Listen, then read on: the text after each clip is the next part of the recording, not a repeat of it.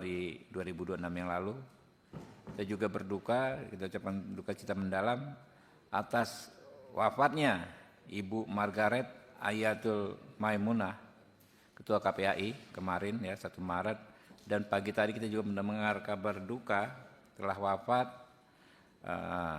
sesepuh kita, pemimpin bangsa kita, mantan wakil presiden kita Pak Tri Sutrisno ya.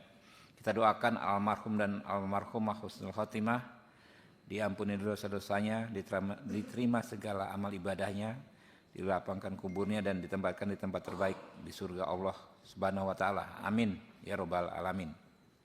Rekan-rekan, rapat hari ini kita laksanakan bukan untuk mengintervensi jalannya penyidikan, tetapi untuk memastikan agar pengusutan kasus wafatnya Nizam Syafei benar-benar sesuai dengan hukum yang berlaku berdasarkan fakta-fakta yang ada, sehingga almarhum bisa benar-benar mendapatkan keadilan.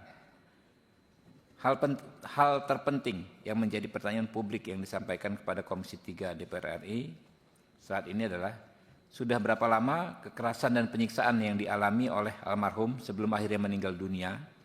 Lalu publik juga curiga bahwa pelaku bukan hanya Ibu Tiri almarhum saja, melainkan ada orang lain yang juga terlibat, apakah dalam kapasitas membantu tindak pidana, bersama-sama melakukan tindak pidana, atau membiarkan terjadinya tindak pidana. Berdasarkan rekaman video yang juga diterima oleh Komisi 3 DPR RI, ada indikasi kuat penyiksaan, penelantaran, dan pengabaian terhadap almarhum. Patut dipertanyakan mengapa orang-orang di sekitarnya diam saat almarhum dalam keadaan sakit parah digeletakkan di lantai beralas tipis. Ya, sebelum kita mulai teman-teman, ini ada gambar video kepada rekan-rekan wartawan. Ini boleh diambil gambarnya, tapi tidak bisa disiarkan ya, karena ini gambarnya sensitif. Ya, coba diputar dulu, supaya kawan-kawan anggota Komisi 3 bisa memahami masalahnya. Coba.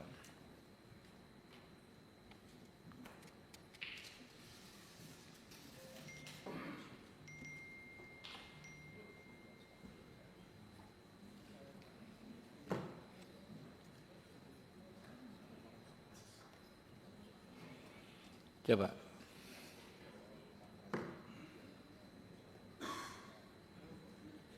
Atau nanti aja tunggu kuasa hukumnya mungkin yang menjelaskan ya. Jadi gini, jadi putarkan dulu. Jadi nanti urutannya Bapak-bapak ya. Pertama adalah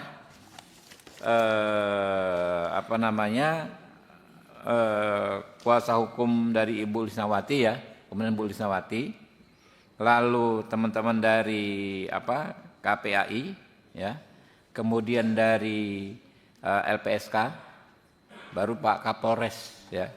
Jadi masing-masing saya pikir yang paling lama ini dulu ya, kuasa hukum dan Ibu Lisnawati ya, yang paling lama. Mungkin bisa 15 menit ya Pak ya, ringkas saja 15 menit, lalu yang lainnya 10 menit lah paling lama ya. Kalau tahu ada bahan nggak apa-apa dikasihkan, tapi waktu kita kan sangat terbatas.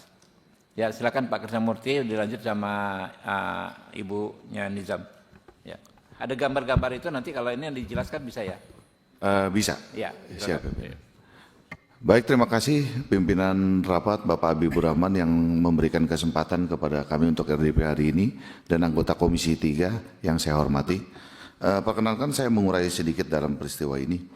Assalamualaikum warahmatullahi wabarakatuh. Yang terhormat pimpinan dan anggota Komisi 3 DPR RI, kami ucapkan terima kasih meskipun di masa reses Bapak Ibu berkenan menerima Ibu kandung almarhum Nizam dan kuasa hukum. Kami yakin pimpinan dan anggota Komisi 3 dalam kasus kematian Andana Nizam akan memastikan penegakan hukum tidak tumpul ke atas dan tajam ke bawah. Atas dasar keyakinan tersebut kami memohon audiensi hari ini. Izinkan saya menyampaikan satu pokok yang sangat mendasar. Almarhum Nizam sudah pernah dilaporkan sebagai korban kekerasan pada tahun 2024. Artinya, sejak saat itu, risiko sudah diketahui. Ketika risiko sudah diketahui, hukum tidak lagi bertanya, apakah ini musibah? Hukum bertanya, apa tindakan perlindungan yang dilakukan? Apakah ada langkah nyata untuk memisahkan anak dari lingkungan berbahaya? Apakah ada pengawasan? Apakah ada jaminan keselamatan? Jika tidak ada tindakan protektif dan konkret, maka ini tidak lagi disebut sekedar kelalaian biasa. Undang-Undang Perlindungan Anak secara tegas melarang bukan hanya melakukan kekerasan, tapi juga membiarkan anak berada dalam situasi kekerasan. Dalam hukum pidana, pembiaran bukan ruang kosong. Pembiaran adalah perbuatan ketika ada kewajiban hukum untuk bertindak. Seorang ayah bukan saksi netral, ia bukan pengamat, ia adalah subjek hukum yang memiliki kewajiban aktif melindungi anaknya. Jika seseorang dalam hal ini, ayah Nizam, sudah mengetahui adanya kekerasan, sudah pernah ada laporan resmi, sudah memahami risiko yang nyata, lalu memilih berdamai dan tetap membiarkan anak berada dalam kondisi berbahaya, maka keadaan tersebut harus diuji secara serius sebagai kemungkinan kesengajaan bersyarat dolus eventualis. Hukum pidana mengenal prinsip yang jelas, mengetahui risiko dan tetap membiarkannya terjadi adalah bentuk pertanggungjawaban. Yang terhormat pimpinan dan anggota Komisi 3 DPR RI, perkara ini tidak boleh berhenti pada pelaku fisik semata. Hukum harus berani melihat struktur tanggung jawab, karena jika pembiaran yang terjadi setelah adanya laporan tidak diproses, maka yang dilemahkan bukan hanya satu perkara, melainkan kepercayaan publik terhadap perlindungan anak di negeri ini. Oleh karena itu, kami memohon dan sungguh-sungguh kepada Komisi 3 DPR RI, 1. Mengawal secara aktif proses penyidikan agar tidak berhenti pada pelaku langsung. 2. Mengawasi penerapan Undang-Undang Perlindungan Anak secara menyeluruh termasuk aspek pembiaran.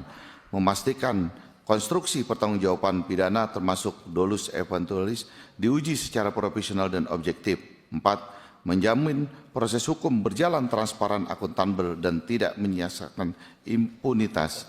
Jika laporan sudah sejak 2024 dan anak itu tetap terlindungi, maka yang harus diuji hari ini bukan hanya pelaku kekerasannya, tapi keberanian negara dalam melindungi anaknya sendiri. Terima kasih. Wassalamualaikum warahmatullahi wabarakatuh.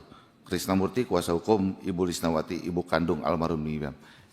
Izin pimpinan, terima kasih. Mungkin kronologisnya singkat aja Pak, nggak perlu dibaca, tanggal per tanggal aja. Kronologisnya mungkin oleh Ibu ya. Oh ya, tim ini kronologisnya. Assalamualaikum warahmatullahi wabarakatuh. Yang terhormat pimpinan rapat dengar pendapat hari ini, Bapak Ibu sekalian. Pertama, mungkin singkatnya begini Pak. Untuk kronologisnya bahwa kami menerima kuasa pada tanggal 20 Februari ya Bang. Di mana pada saat itu Ibu Lisnawati menjelaskan bahwa dia adalah ibu kandung dari Nizam Syafei yang meninggal dengan dipenuhi kejanggalan. Nah, kejanggalan itu apa? Kejanggalan itu berupa luka-luka, lebam, tumpul, dan luka bakar di luar. Kemudian pada saat kejadian Ibu Lisnawati itu dipanggil atau ditelepon oleh mantan suaminya atau Bapak AS, di-chat untuk datang ke rumah sakit untuk melihat anaknya pada kondisi dia masih sakit belum meninggal. Tanggal berapa itu Bu? Bukan. Oh, sebelumnya ya, meninggal kan tanggal 18. Jadi pada tanggal 15 Pak Februari mereka ada chat. Chatnya itu isinya bahwa ini anaknya sakit katanya dalam bahasa Sunda Pak. Tapi saya kalau diterjemahkan begitu. Terus kata klien kami, apa sudah dibawa ke dokter? Belum, katanya gitu. Kenapa? Nggak ada waktu, begitu. Kemudian lanjut, ada lagi WhatsApp selanjutnya. Minta maaf ya, kalau misalnya anak ini tidak panjang umur, minta maaf dan mungkin akan dimakamkan di makam keluarga ini namanya, dekat makam bapaknya atau kakek dia. Tanggal berapa? Itu udah meninggal? Tanggal 15. Belum meninggal kan ya? Belum, masih di rumah Pak. Sudah ngomong begitu ya? Masih di rumah itu? Masih di rumah, udah kritis. Kami mendapat video-video pada saat dia masih di rumah dengan kondisi kritis itu, kita sudah dapat bukti-bukti foto dan video sehingga kita menganalisa bahwa ini adalah pembiaran atau penelantaran sengaja untuk tidak dibawa ke rumah sakit gitu. Ada selang waktu 3 hari berarti ya? Kurang lebih 3 hari Pak gitu. Nah setelah itu karena klien kami jaraknya jauh dari Cianjur ke Sukabumi dan memang aksesnya 4 tahun belakangan itu ditutup, tidak bisa berteleponan dengan anaknya, sehingga pada saat kritis pun dia kebingungan Pak. Dia pikir memang anak ini sudah diobati atau minimal sudah dibawa ke rumah sakit, ternyata belum. Dan pada hari anak ini meninggal, baru bapaknya chat lagi. Dia sudah betul-betul koma begitu di ICU. Dia bilang ini anaknya sakit, udah parah intinya begitu. Sakit apa kata klien saya? Paru-paru. Nah kemudian klien saya beserta keluarga ke sana, ke rumah sakit yang dimaksud, ternyata sampai sana sudah meninggal. Jadi selisih jalan Pak, jenazahnya sudah dibawa ke rumah sakit Bayangkara untuk otopsi, dia baru datang ke rumah sakit. Jadi tidak bertemu lagi anak dalam kondisi masih hidup. Bahkan lebih mirisnya, sampai pemakaman, jenazah sudah tertutup kain kafan sehingga mukanya pun tidak bisa dilihat. Jadi 4 tahun terakhir mereka tidak bertemu sudah menjadi jenazah anak ini, gitu. Nah di situ di acara pemakaman, bapak kandungnya tidak hadir Pak. Tidak ada. Entah kemana, begitu. Jadi itu kejanggalan yang Jadi kita tanggal terima. 18 meninggal ya. Iya, betul. Baru ibu ini ketemu sudah meninggal di saat Sudah meninggal. dikafanin dan mukanya pun tidak bisa dilihat lagi, Oke. gitu. Terus Bu? Sampai ke pelaporan gimana Pak Krisna? Ya, silakan. Tambahan? Terus. Iya, sejak saat itu tentunya sebagai seorang ibu dia merasa sangat kehilangan anak tersebut dan merasa bahwa anaknya meninggal sia-sia di tangan orang yang kurang bertanggung jawab karena bukti-bukti dan itu ada video viral pada saat di rumah sakit yang anaknya itu menunjuk-nunjuk ibu tirinya. Kita juga tidak tahu apakah itu video itu terpotong atau tidak Pak. Yang pasti anak itu sebelum meninggal menunjuk ibu tirinya. Entah apa yang dimaksud atau yang disampaikan anak ini yang pasti menunjuk dan ada yang bertanya di situ bahwa siapa pelakunya dia tunjuk. Tapi kita tidak paham karena anak ini dalam kondisi kesadaran menurun. Apakah yang dimaksud itu ibu itu pelakunya atau anak itu menyuruh ibu ini membuka siapa yang melakukan ini semua. Kan keburu meninggal Pak. Nah dalam kondisi kesadaran menurun tentunya seorang anak tuh nggak akan mungkin bisa mengarang cerita. Menurut kami begitu analisa kami. Karena kondisinya memang sudah drop dan kondisi menurut kami analisa kami kondisi yang terekam di kepalanya hanya kejadian terakhir sebelum dia jatuh sakit parah. Kemudian ditanya lagi di video itu yang viral Pak, siapa yang melakukan yang kan ke situ? Apa yang dipukul banyak begitu katanya. Terus dikasih minum air mendidih. Yang itu yang poin-poin yang jadikan kita ini satu yang janggal gitu, yang harus dibuka ada apa dengan kematian anak ini karena sebelumnya anak ini tidak pernah mengidap penyakit berat menurut penuturan dari gurunya dan dari ibunya. Oke. Begitu Pak. Cukup Pak. Pak, apa ibu ini? Ibu orang tua Nizam namanya siapa? Ibu siapa? Bu Lisna. Bu Lisna. Ini kan kawan-kawan ada dapat video, pimpinan Komisi 3 dapat video. Apakah berkenan diputar di sini supaya kawan-kawan melihat, tapi teman-teman media nggak diberitakan ya? Apa gimana Bu Sri? Kira-kira? Iya, kita buka ya kan, tapi nggak ini ya teman-teman ya, komit ya, nggak disiarkan ya, karena agak ini gambarnya. Nggak apa-apa ya Bu Lisna ya, biar ibu kawan-kawan bisa lihat. Ya coba.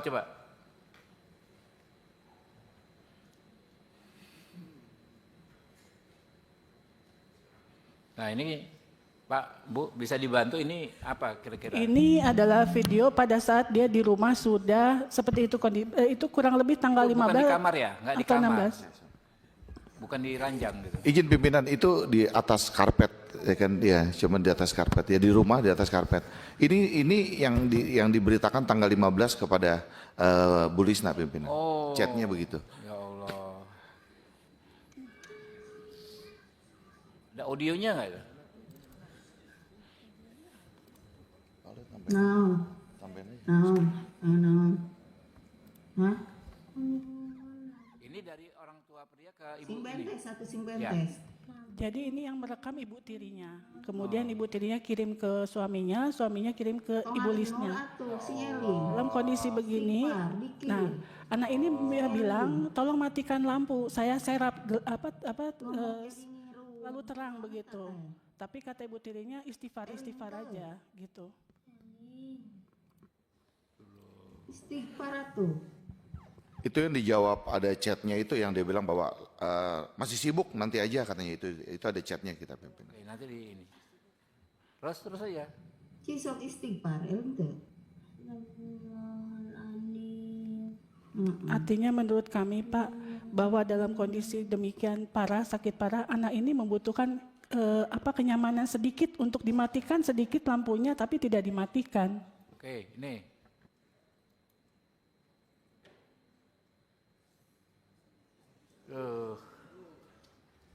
Istighfar, jangan istighfar.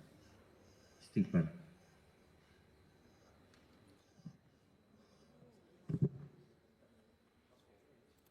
Iya diputar aja terus ya. Apa?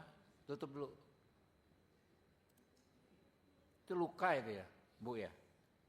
Di mata, di Itu bibir. tanggal 18. Apa itu? Lihat dari chatnya itu dikirim dari bapaknya ke ya, tanggal 18 yang tadi itu. Semua video itu tanggal 18.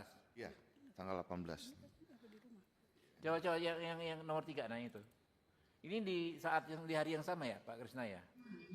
Kan tadi nggak ada begitu. Yang pertama Itu di kan rumah Di rumah sakit. Ini dari rumah sakit yang ini. Oh ya Allah.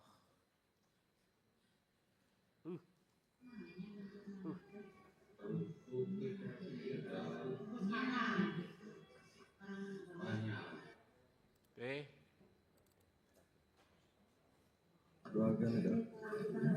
Ada. Nggak kuat ya? Ya, cukup ya. Siap. Jadi itu ya Bu ya. Lalu dari situ baru yang melapor ke polisi siapa ya Pak Krisna ya? Kalau terakhir yang kita dapat informasi di rumah sakit sudah ada polisi ya, Bu? Iya. Iya, di rumah sakit sudah ada polisi. Oke. Oke ya, yang bantu kemarin kan LPSK dulu ya, LPSK mungkin disampaikan. Ini atau KPAI dulu, silakan. Terima kasih pimpinan sidang. Yang pertama kami mengucapkan duka yang mendalam untuk Ananda NS. Mohon izin pimpinan sidang, mungkin lebih baik menyebut nama Ananda dengan inisial. Mohon maaf. Yang kedua kami menyampaikan bahwa di tanggal 23 Februari 2026 Ibu Lisna dan kuasa hukum melaporkan kepada KPAI. Kemudian pada hari Rabu 25 Februari 2026 kami KPAI melakukan pengawasan langsung di Jampang Kulon. Gimana Bu? Dari awal tanggal berapa tadi? Tanggal berapa? 23 Februari. 23 Februari ya. Oke. Ya, pengaduan ke KPAI. Yang mengadukan siapa Bu? Ibu Lisna dan kuasa hukum. Ibu Lisna dari kuasa hukum yang awal ya, belum Pak Krisna waktu itu ya? Sudah Bapak? Sudah dengan oke. Pak Krisna. Oke, terus. Kemudian hari Rabu tanggal 25 Februari kami melakukan pengawasan langsung. Pertama ke Jampang Kulon, Sukabumi. Kemudian yang kedua ke Polres Sukabumi. Nah, di Jampang Kulon kami bertemu dengan keluarga, yakni keluarga Uwak, karena keluarga Uwak dari Ananda NS ini yang sangat dekat dan bahkan Ananda NS dimakamkan di dekat rumah Uwak. Nah, kemudian kami bertemu dengan keluarga dan juga bertemu dengan tetangga. Kami mendapatkan informasi bahwa yang melakukan kekerasan tidak hanya ibu tetapi ayah dan Itu dari tetangga. dan keluarga besar. Oke. Uwak. Yuk. Dan itu sudah terjadi terutama lebih intens 4 tahun terakhir. 4 tahun terakhir. Ini almarhum umur berapa ya meninggal ya? 12? 13. 13. Iya. Berarti dari umur 7. 9. Iya. Iya, 9 tahun. Oke.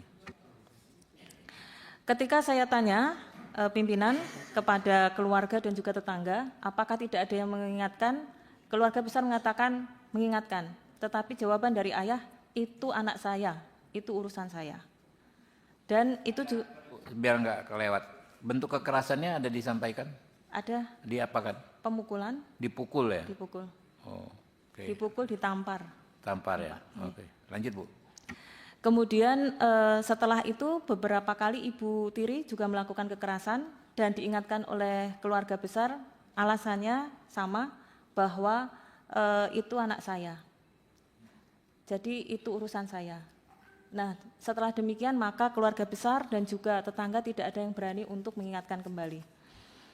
Nah, kemudian kami juga mendapatkan fakta bahwa sampai tanggal 25 Februari ketika kami ke makam Ananda, ayah kandung belum pernah ke makam sama sekali. Sampai tanggal 25 Februari. Kemudian kami juga menyampaikan izin pimpinan bahwa memang Ananda ini sakit 5 hari sebelum meninggal setelah pulang dari pondok, tetapi tidak diperiksakan. Kemudian perlakuannya sama dengan tadi di video.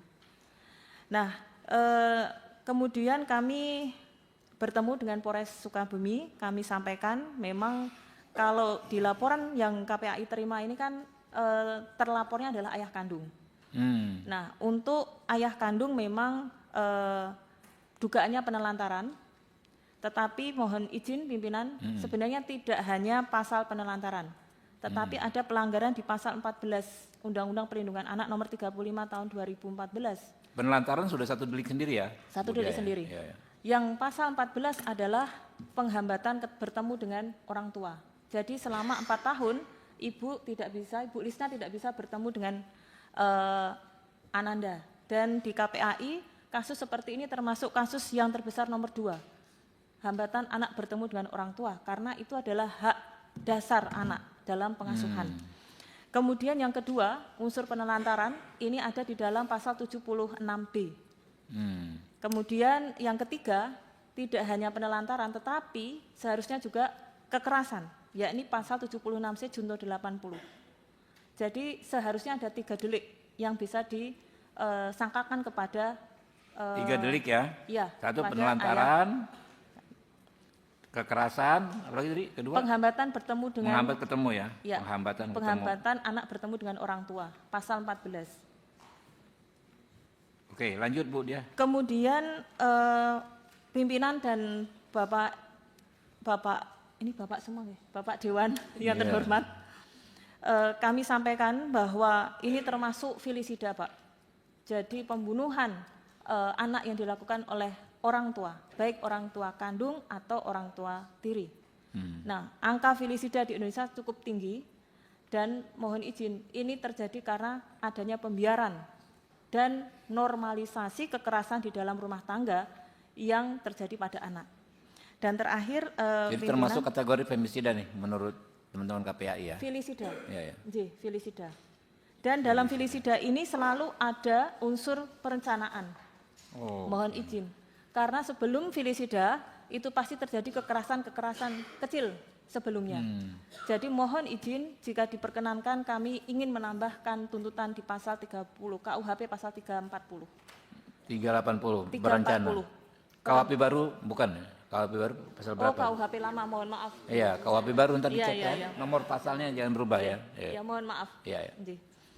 Mungkin itu saja pimpinan dan kami mohon maaf belum bisa membuat PPT dan lain sebagainya. Enggak apa-apa. Saya terima kasih sekali Ibu dari Melayat ya ke sini demi acara ini ya. Terima kasih pimpinan. Mbak Sri, monggo. Ya, terima kasih Pak Ketua. Assalamualaikum warahmatullahi wabarakatuh. Selamat pagi. Sebelumnya saya juga turut berduka cita Bu Lisna atas meninggalnya adik Nijam. Sebetulnya kami LPSK itu sudah mencoba untuk berkomunikasi pada saat berita ini viral, tetapi memang komunikasi kami baru sebatas dengan UPTD Sukabumi, sehingga memang UPTD Sukabumi tidak bisa menjangkau ibu korban pada saat itu. Lalu di tanggal 27 Februari kemarin, Ibu Lisna bersama kuasa hukum dan KPAI hadir ke LPSK bersama dengan anggota Komisi 13 untuk melaporkan dan mengajukan permohonan perlindungan. Pada saat itu kami memang langsung meminta keterangan dari Ibu Lisna dan dari situ kami menindaklanjuti langsung dengan melakukan asesmen kepada Ibu Lisna, yaitu asesmen berkaitan dengan medis karena memang Ibu Lisna mengeluh ada sakit di fisik, lalu kemudian melakukan asesmen psikologis dan asesmen ancaman. Karena sejak Ibu Lisna melaporkan mantan suaminya sebagai tersangka, Ibu Lisna menerima banyak ancaman baik berupa SMS, WA dan sebagainya yang ujungnya itu ancaman berupa untuk tidak buka suara dan tidak ikut campur. Dari situ Sorry, kemudian Mbak Sri, ancamannya apa bunyinya kalimatnya? ancamannya salah satunya itu untuk diam, Lalu tidak buka suara, lalu kemudian tidak ikut-ikutan gitu, seperti itu, dan itu berlangsung setelah di atas jam 9. Dari sekian banyak SMS dan juga WA yang diterima sama Ibu Lisna itu, Ibu Lisma memang sedikit mengalami depresi, sehingga pada saat di LPSK itulah kemudian kami lakukan juga asesmen untuk tingkat ancamannya. Nah, dari hasil wawancara tim pada saat setelah asesmen, kami mendapatkan beberapa informasi yang salah satunya adalah kami menduga dan kami mendesak juga kepolisian penyidik untuk mengecek background dan latar belakang dari ayah Nizam. Karena dari informasi yang didapatkan, tindakan kekerasan sebenarnya sudah diterima oleh korban itu sejak korban masih kecil. Jadi dari mulai yang disundut rokok, kemudian yang disiram pakai air, yang dicelupkan ke dalam bak mandi gitu. Jadi dari kecil itu ternyata korban ini sudah mengalami tindakan kekerasan yang begitu sering dan selalu, dan bukan hanya kepada Nizam tapi juga kepada Ibu Lisna. Jadi kami melihat bahwa kekerasan dalam rumah tangga, dalam keluarga ini memang sudah cukup sering dilakukan, sehingga tidak menutup kemungkinan apa yang disampaikan oleh rekan dari KPAI ini sangat memang penting untuk dilihat lebih jauh. Lalu yang kedua adalah kaitannya dengan Ibu Lisna sendiri. Sampai dengan saat ini Ibu Lisna masih dalam konteks perlindungan darurat LPSK. Dan kaitannya dengan tingkat ancaman, tim akan segera turun per hari ini dan besok juga untuk bisa melihat lebih jauh lokasi dan tempat tinggal di mana Ibu Lisna berada, serta berkoordinasi dengan UPTD setempat kaitannya dengan psikologis yang mungkin bisa dilakukan lebih lanjut untuk Ibu Lisna. Nah, terkait dengan proses hukum, akan lebih baik jika penerapan pasal yang tadi disampaikan oleh rekan dari KPAI dan juga kuasa hukum itu harus dilihat lebih dalam dan juga lebih jauh, karena latar belakang berkaitan dengan kekerasan dalam rumah tangga yang terjadi dalam keluarga ini sudah cukup mengental dan sudah cukup dalam dan sudah dilakukan sejak korban masih kecil, dan juga diperlakukan juga untuk ibu korban sendiri, sehingga tidak menutup kemungkinan bahwa peran serta kekerasan dalam rumah tangga sampai menimbulnya korban Nizam itu kemudian meninggal itu tidak lepas peran dari seorang ayah di situ. Selain itu kami juga menginformasikan bahwa mantan suami Ibu Lisna ini kebetulan adalah anggota geng yang menurut saya juga patut untuk atensi lebih lanjut kepada Bapak kepolisian ya, khususnya karena ini kaitannya dengan ancaman yang seringkali diterima oleh Ibu Lisna. Mungkin begitu Pak Ketua, terima kasih. Assalamualaikum. Ya. Sebelum ke Pak Kapolres ya, yang pertama saya minta dijamin keamanannya Ibu ini Pak. Ya, hajar aja gangster-gangster itu, nggak ada urusan Pak. Masa udah sejauh ini belum ada penindakan Pak. Lalu nanti jangan terlalu bertele-tele soal timeline ini Pak. Kita nggak perlu, yang perlu langsung ke inti masalahnya. Ya, mulai kesimpulan sampai ini. Ya silakan Pak Kapolres.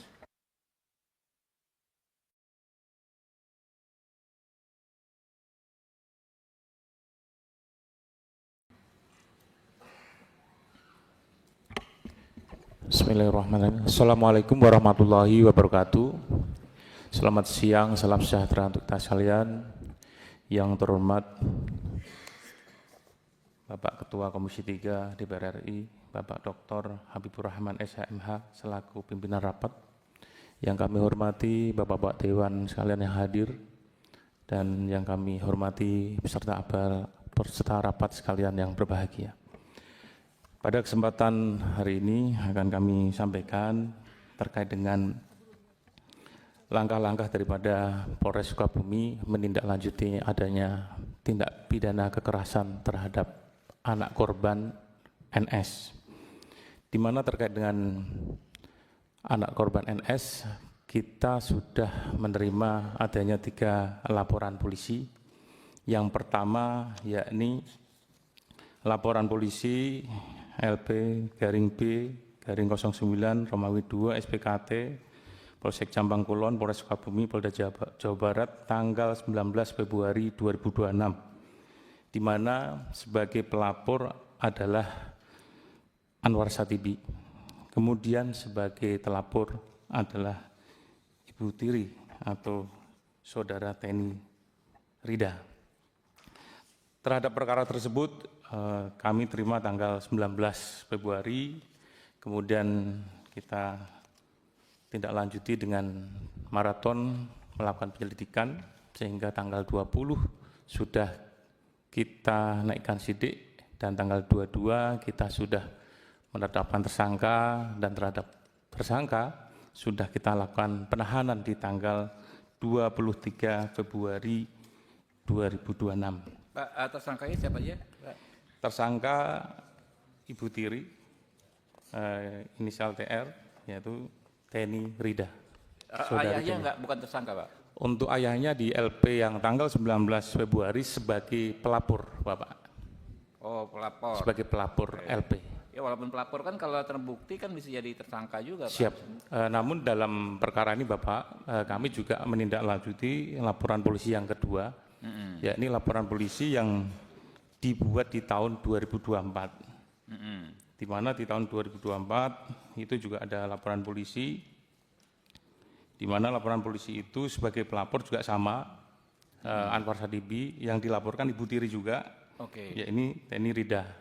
Yang pada saat perkara sedang kami lakukan penyelidikan, kemudian ada perdamaian sehingga prosesnya hold, karena kemarin ada pernyataan pencabutan perdamaian tersebut dan juga adanya perbuatan yang berulang sehingga perkara tersebut sudah kami naikkan sidik dan ke depan tentunya kita akan lakukan pembuktian untuk pemenuhan unsur gelar untuk penetapan tersangka. Kemudian terkait dengan Anwar Satibi sebagai telapor, kebetulan kami menangani laporan polisi yang ketiga yang dibuat oleh Saudara Krisnamurti sebagai kuasa hukum orang tua atau ibu kandung, di mana laporan polisi B 106/2/2006 SPKT Polres Sukabumi, Polda Jawa Barat yang dibuat pada tanggal 24 Februari. Ya. Walaupun terhadap korban atau pelapor belum kita minta keterangan karena memang masih situasi berduka, namun kita sudah maraton melakukan penyelidikan, melakukan langkah lain untuk mengumpulkan alat bukti. Dan kita juga akan segera meningkatkan prosesnya menjadi penyidikan. Kemudian terkait dengan perkara yang sudah kita tangani sekarang, yang viral, di mana laporan yang dibuat tanggal 19 Februari, tentunya kita melakukan penyidikan yang betul-betul profesional, tidak under pressing daripada pemberitaan media sosial ataupun intervensi lainnya. Kemudian kita melakukan kolaborasi interdisipliner melibatkan daripada forensik, di mana kita melibatkan psikologi klinis, kemudian juga psikologi forensik, kemudian kita juga akan menyiapkan pembuktian yang tentunya bisa dipertanggungjawabkan secara ilmiah. Dari tindakan yang sudah kita lakukan, memang kita sudah melakukan pemeriksaan sebanyak 18 saksi, kemudian 3 ahli, dan kita mendapatkan bukti-bukti surat seperti visum et verbatim yang di situ sudah menggambarkan bagaimana terjadinya luka lebam yang disebabkan oleh trauma panas dan juga trauma benda tumpul. Jadi ada trauma panas dan trauma benda tumpul. Siap. Dan dalam fakta-fakta peristiwa itu, di hari Kamis tanggal 18, pukul 8 pagi, bahwasanya korban dibawa ke UGD di Rumah Sakit Cambang Kulon. Pada saat itulah dokter yang menerima bisa melakukan wawancara, sehingga kita juga mendapatkan informasi penting sebagai kunci bahwasanya siapa yang disebut anak yang melakukan penganiayaan yang disaksikan oleh 2 perawat lainnya. Kemudian pukul 16.00 korban anak NS dinyatakan meninggal dunia dan bapaknya daripada NS, Saudara AS, membuat laporan polisi pada tanggal 19 di jam 19.30. Kemudian selama maraton kita lakukan penyelidikan 24 jam, kita sudah bisa meningkatkan proses ini penyidikan. Karena kita yakini ada alat bukti yang permulaan cukup sehingga ini ada dugaan pidana karena tidak wajar dan tentunya ada dugaan kekerasan. Sama halnya seperti yang disampaikan oleh dari KPAI dan juga dari Komisi Perlindungan Anak, kita juga melakukan penyelidikan dengan melakukan observasi di lingkungan tempat tinggal.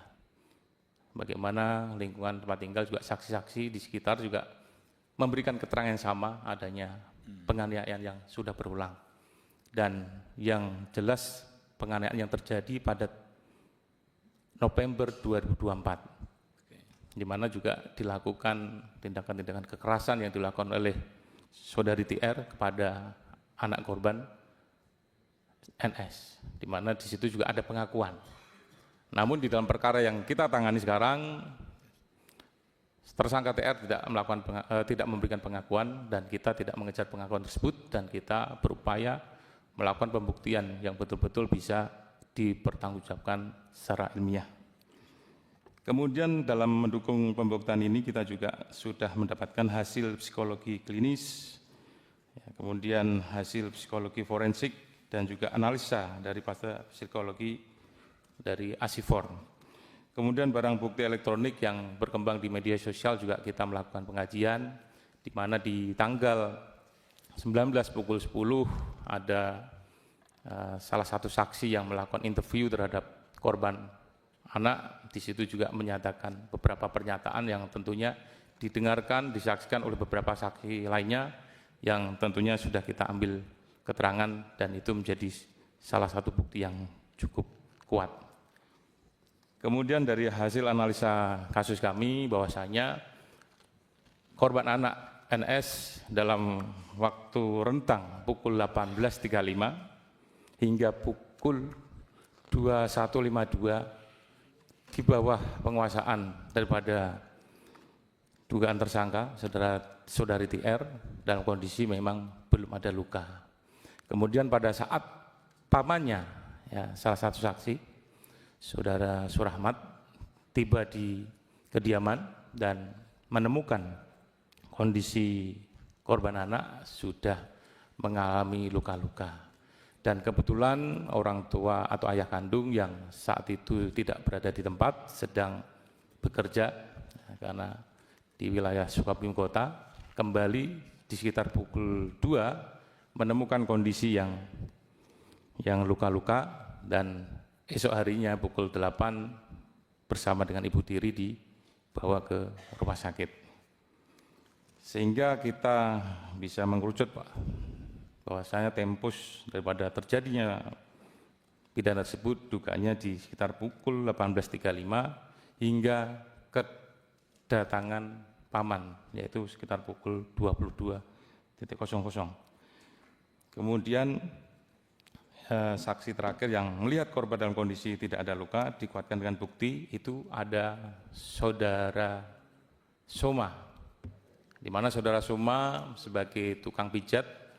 Jadi pada saat pukul 17.50 ya, saudari TR yang tersangka membawa anak korban untuk urut atau pijat dan saat itu juga kondisi masih mulus, belum ada luka-luka.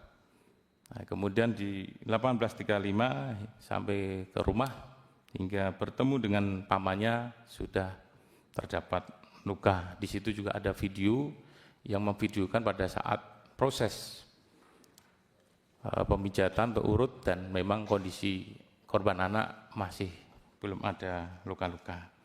Kemudian analisa yuridis kami bahwasanya setiap orang dilarang menempatkan, membiarkan melakukan, menyuruh melakukan atau turut serta melakukan kekerasan terhadap anak sebagaimana dimaksud dalam pasal 80 ayat 1, ayat 2, ayat 3 junto pasal 76C Undang-Undang Republik Indonesia nomor 35 tahun 2014 tentang perubahan atas Undang-Undang nomor 23 tahun 2002 tentang perlindungan anak.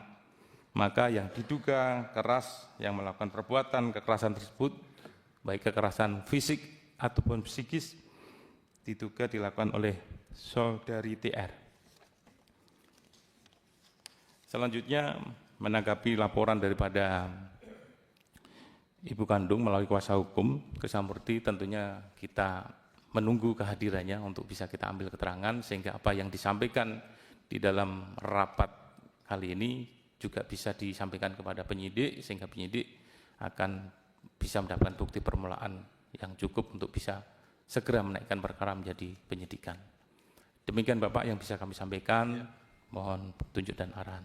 Ya, terima kasih ya Pak Kapolres ya. Tadi saya tangkap bahwa memang sebenarnya perkara yang lain ya yang dilaporkan terutama oleh Ibu Lisna dengan lewat Pak Krisna akan segera naik ke penyidikan Pak. Kami perlu konfirmasi itu Pak. Karena penting sekali Pak. Jadi gini Pak Kapolres ini sebelum ke rekan-rekan anggota ya, kita ini kan kerja melayani masyarakat Pak. Kalau ada masukan dari masyarakat, tentu kita nggak bisa alergi. Kita nggak bisa alergi. Kami juga begitu Pak. Kami di WA, di ini segala macam, dibombardir pesan dari masyarakat sehingga menyelenggarakan acara hari ini bukan karena diintervensi, bukan karena kami tidak independen, tapi karena memang kita harus ya menggali rasa keadilan di masyarakat tersebut. Apalagi ini ada dua lembaga yang memang sangat penting dalam penegakan hak anak, ada LPSK, ada KPAI, itu lembaga negara Pak, ya, bukan lembaga kaleng-kaleng, ya, sangat kredibel dan memang kedudukannya mendapatkan atribusi kekuasaan dari negara untuk membantu kita, ya, membantu Pak Kapolres juga dalam menjalankan tugasnya. Jadi kalau mereka memberikan masukan bukan intervensi Pak, justru memberikan dukungan, ya, memberikan support pada Pak Kapolres untuk tidak ragu, ya. Tadi disampaikan oleh Bu Diah ya, ada beberapa tindak pidana yang sangat mungkin terjadi, mulai penelantaran, kekerasan, penghambatan hak untuk ketemu, ya, sampai pembunuhan dengan perencanaan. Minta tolong nanti didalami betul itu Pak. Kalau feeling saya ada pasti Pak. Karena saksinya banyak, nah itu, ya. Dan lalu yang penting juga Pak, dijamin keamanan Ibu Lisna, ibu kandung ini. Karena suaminya gangster dan lain sebagainya, kalau memang ada ancaman Pak, itu pidana baru, tegakkan hukum Pak. Oke, belum sekarang ke rekan-rekan dulu, Pak Bimantoro, silakan. Terima kasih pimpinan dan seluruh anggota Komisi 3 yang saya hormati, perwakilan dari KPAI, LPSK, dan juga kuasa hukum korban Ibu Lisna, serta dari Polres Sukabumi, Pak Kapolres beserta seluruh jajarannya. Yang pertama, saya izin dialog pimpinan dengan kuasa hukum. Ya. Saya ingin mendalami yang pertama, ini ada disebutkan ada pengancaman. Siapa yang mengancam kira-kira? Ya, Pak Krisna silakan. Sampai sejauh ini kita masih belum tahu, cuman dari mulai ibu korban muncul di media, dia sering dapat ancaman seperti yang disampaikan dari LPSK tadi, artinya WA, WhatsApp dan sebagainya. Sudah ada laporan terkait pengancaman ini? Sudah kita laporkan. Nanti langsung tindak lanjuti Pak Kapolres, kan ada alatnya kita. Kan Pak Kapolres ada alatnya, kalau enggak minta ke Polda nanti. Ya kan? Siap, untuk yang sedang dilaporkan kami terkait dengan adanya penelantaran Bapak. Bukan nanti, yang pengancaman. Belum ada laporan. Tapi kan faktanya hari ini ada pengancaman. Siap, nanti akan kami dalami. Langsung dalami, siap. Jangan sekedar dalami, kejar Pak. Siap Bapak. Cepat aja Pak. Gampang kok, ada teknologinya kok. Siap. Polisi kita udah sediakan dana buat Polri untuk melacak yang begituan. Siap Bapak. Yuk. Sedikit tambahan Pak, bahwa pengancaman ini ada di medsosnya, ada namanya nanti. Itu setiap hari upload dia, berupa langsung video sikat hari ini juga Pak. Itu nanti saya serahkan ke Pak Kapolres penyidik. Ya. Terima kasih. Kalau Bapak ada kesulitan, koordinasi dengan Dir Cyber ada di Jawa Barat, ada di Cyber nggak? Ada kan? Langsung Pak. Saya nanti koordinasi dengan Pak Kapolda Rudi yang memang akan mensupport Bapak. Ya. Baik, terima kasih pimpinan. Ibu Lisna, kami mewakili dari fraksi Partai Gerindra dan juga wakil Ibu di Parlemen, kami menyampaikan duka cita yang mendalam atas wafatnya Ananda NS. Dan juga kami pun memberikan dukungan full kepada Ibu.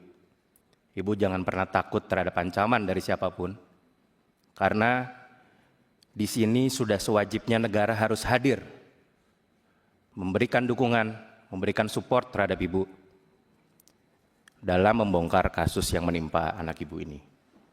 Oleh karena itu tadi pun disampaikan oleh pimpinan, kami berharap Pak Kapolres segera ditindaklanjuti untuk laporan yang mengenai pengancamannya juga, sehingga siapapun itu yang mengancam Ibu Lisna bisa berhasil diungkap dan ditindak tegas oleh aparat kepolisian. Yang kedua, kami pun merekomendasikan terhadap Polres Sukabumi, yaitu rekomendasi pasal-pasal dari KPAI. Kami sangat prihatin sekali. Di sini sudah berjalan, kalau tadi dihitung kurang lebih sekitar dari mulai Ananda NS ini berumur 7 tahun. Penyiksaan seperti ini. Dan kami pun ingin mengingatkan Pak Kapolres beserta seluruh jajaran. Ini yang dipertaruhkan adalah integritas daripada penyidik Polres Sukabumi. Bagaimana profesionalisme Anda dalam bekerja. Apalagi saya dengar Pak Kapolres adalah salah satu penerima Adi Makayaksa. Disinilah yang dipertaruhkan, Pak. Apakah Bapak mampu mengungkap atau tidak? Mampu menjadi pelopor terhadap seluruh kasus-kasus penganiayaan terhadap anak yang ada di Indonesia, sehingga tidak terjadi presiden yang buruk dalam penanganan kasus anak yang ada di Indonesia. Dan mungkin Bapak Kapolres bisa menjadi pelopor untuk pengungkapan yang terbaik nantinya. Kami sangat berharap itu, Pak. Dan kami percaya Polri bisa menjadi garda terdepan dalam penanganan kasus ini. Selanjutnya, tadi pun disampaikan, saya baca di sini ada pengungkapan dari LP-nya. LP-nya ini kan bulan tanggal 5 November 2024. Dan di sini saya lihat mulai berlanjut lagi tanggal 25 Februari, Pak.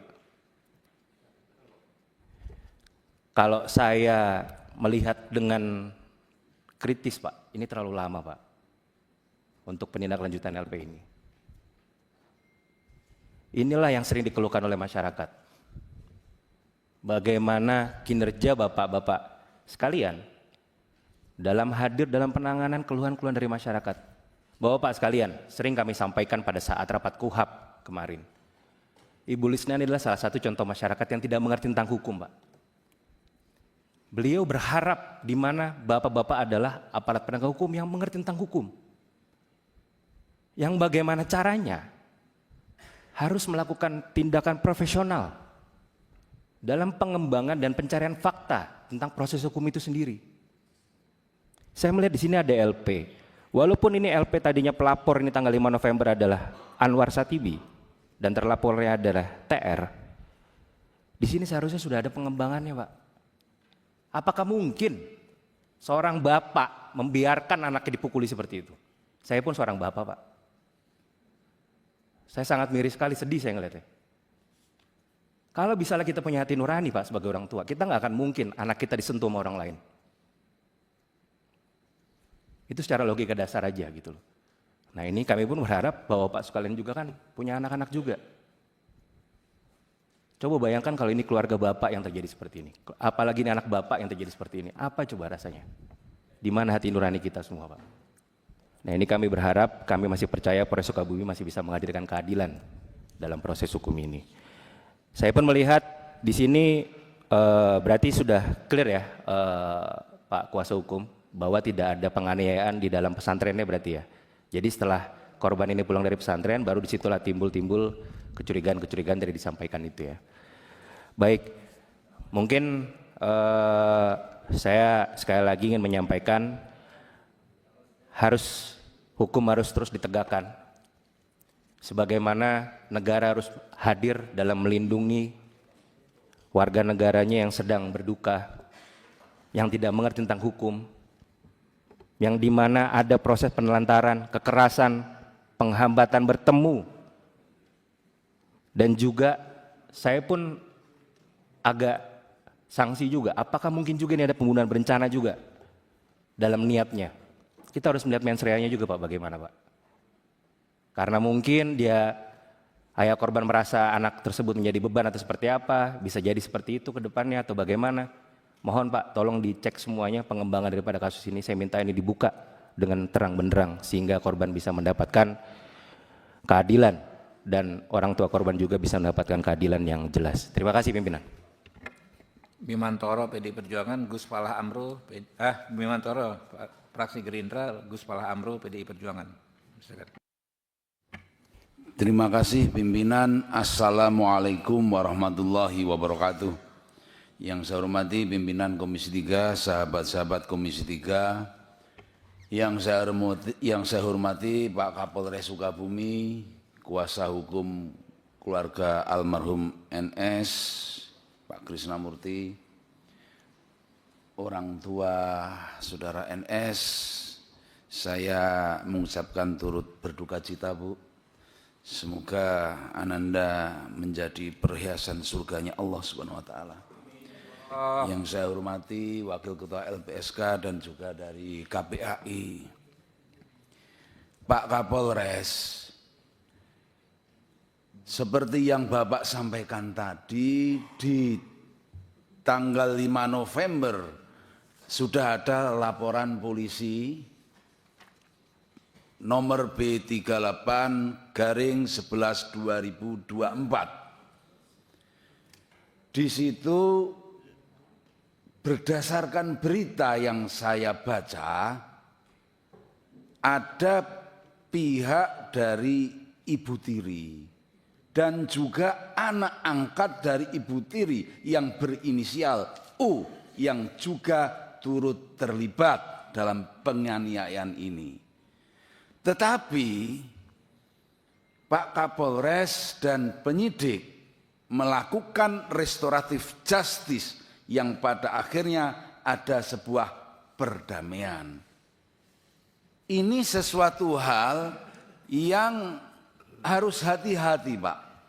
Sudah tahu bahwasannya ada kekerasan yang dilakukan oleh Ibu Tiri, oleh anak angkatnya Ibu Tiri, ya kan?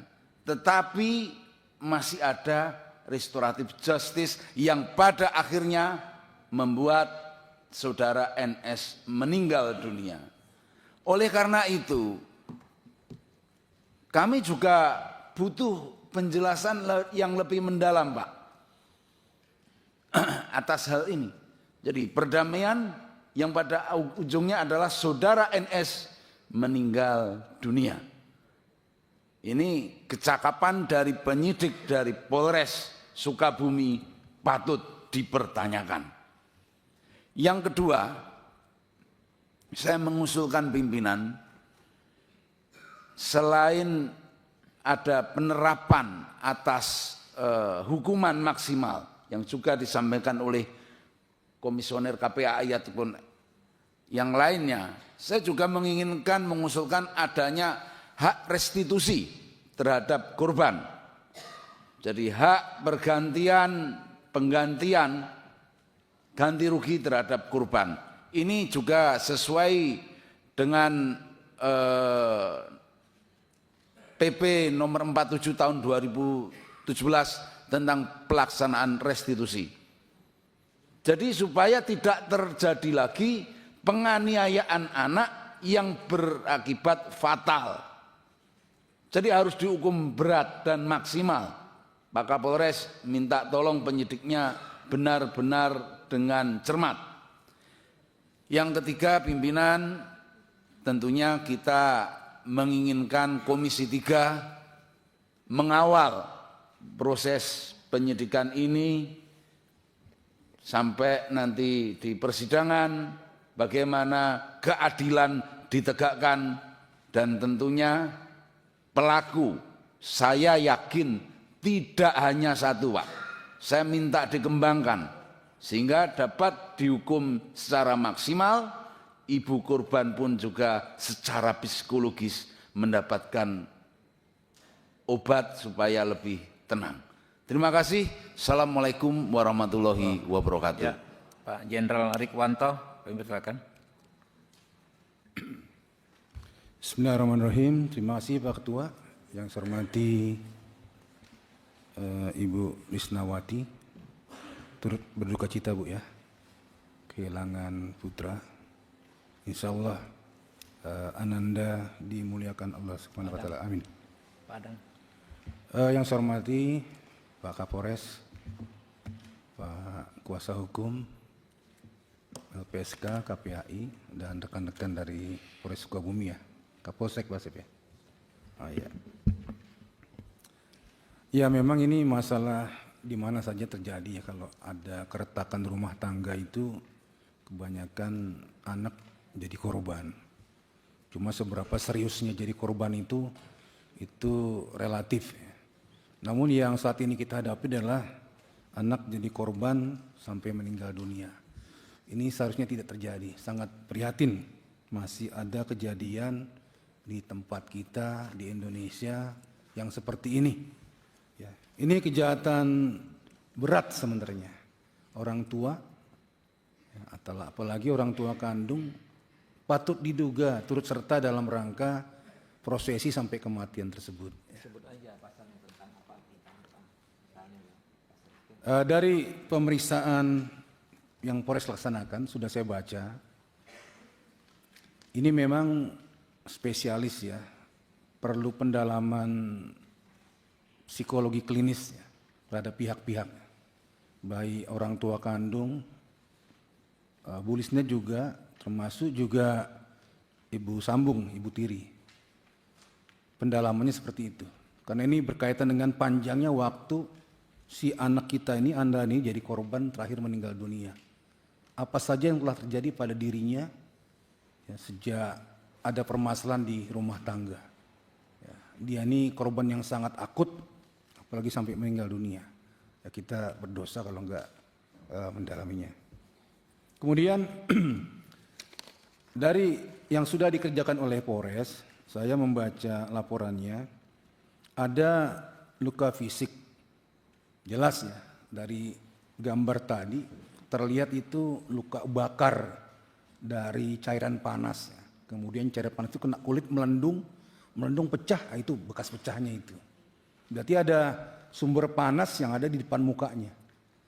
Nah, itu siapa yang melakukan? Siapa berbuat apa di situ? Ini bisa didalami oleh penyidik Polres. Ya.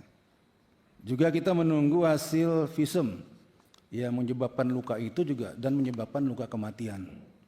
Ini menjadi juga kunci daripada korban mengalami kekerasan fisik seperti apa. Ya.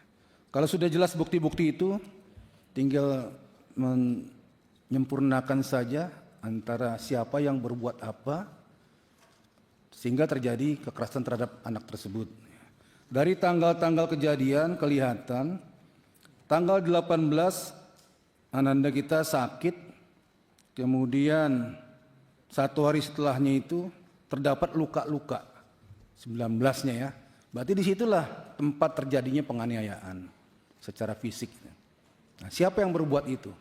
Ini tinggal menguji kemampuan penyidik Polres untuk menyelaraskan ya, akibat yang ditimbulkan dengan siapa yang melakukannya. Fokus saja ke situ. Kalau disertai psikolog silakan saja. Ya, dilakukan secara profesional. Saya yakin dalam waktu dekat ini bisa terungkap. Yang terjadi pada tubuhnya itu akibat perbuatan apa, dengan cara apa. Ya. Tangan kosong, pakai alat. Kalau air panas itu kan pakai wadah. Wadahnya apa, digunakan dengan cara apa, dalam posisi apa. Itu yang sangat menentukan terjadinya penganiayaan, siapa berbuat apa, dengan cara apa, akibatnya apa. Ya, fokus ke situ. Nah, berkaitan dengan adanya laporan pembiaran terhadap anak, ya, menelantarkan dan sebagainya dalam Undang-Undang Perlindungan Anak, ini waktunya memang panjang, perlu diurut etape-etapenya. Ya, dari mulai tahun kapan itu, dari KPAI, LPSK mungkin bisa membantu ya, tentang apa yang dimaksud unsur pasal itu kepada Pak Polisi, supaya bisa menemukan di mana pemberatan-pemberatannya. Ya, agar supaya siapapun yang melakukan termasuk ayah kandungnya patut diduga itu bisa dikenakan sanksi pasal yang dituduhkan. Terakhir, saya apresiasi kepada Polres ya, yang telah berani menetapkan Ibu Sambung ya, korban sebagai tersangka dan telah menahannya. Ya, ini apresiasi karena bukti yang didapat ini kan masih patut diduga ya, tapi sudah mengarah. Dan saya yakin kalau tindakan dilakukan ini sudah tepat. Dan saya yakin juga pasti terungkap sesuai dengan patut diduganya itu. Ya, saya berharap tidak meleset lagi ke depannya dan bisa ditemukan langsung dua hal yang sesuai dengan laporan polisi, yaitu penganiayaan, kemudian juga penelantaran. Ya, agar supaya tidak menjadi presiden buruk lagi ke depan bagi siapapun yang punya masalah-masalah dalam rumah tangganya yang berakibat terhadap anak. Saya terima kasih kepada KPH, ini ada informasi yang disebutkan di sini ya, di catatannya. Ibu Sambung juga sering mengalami KDRT dari suami, sehingga menjadi salah satu alasan untuk melakukan kekerasan terhadap NS, anak kita ini. Ya, ini patut diduga ada kaitannya semuanya. Jadi kasus penelantaran itu juga patut diduga ada pembiaran, ya, perlakuan, apapun itu ya. Jadi ayah kandung patut diduga kuat, nah, tinggal penyusutnya saja.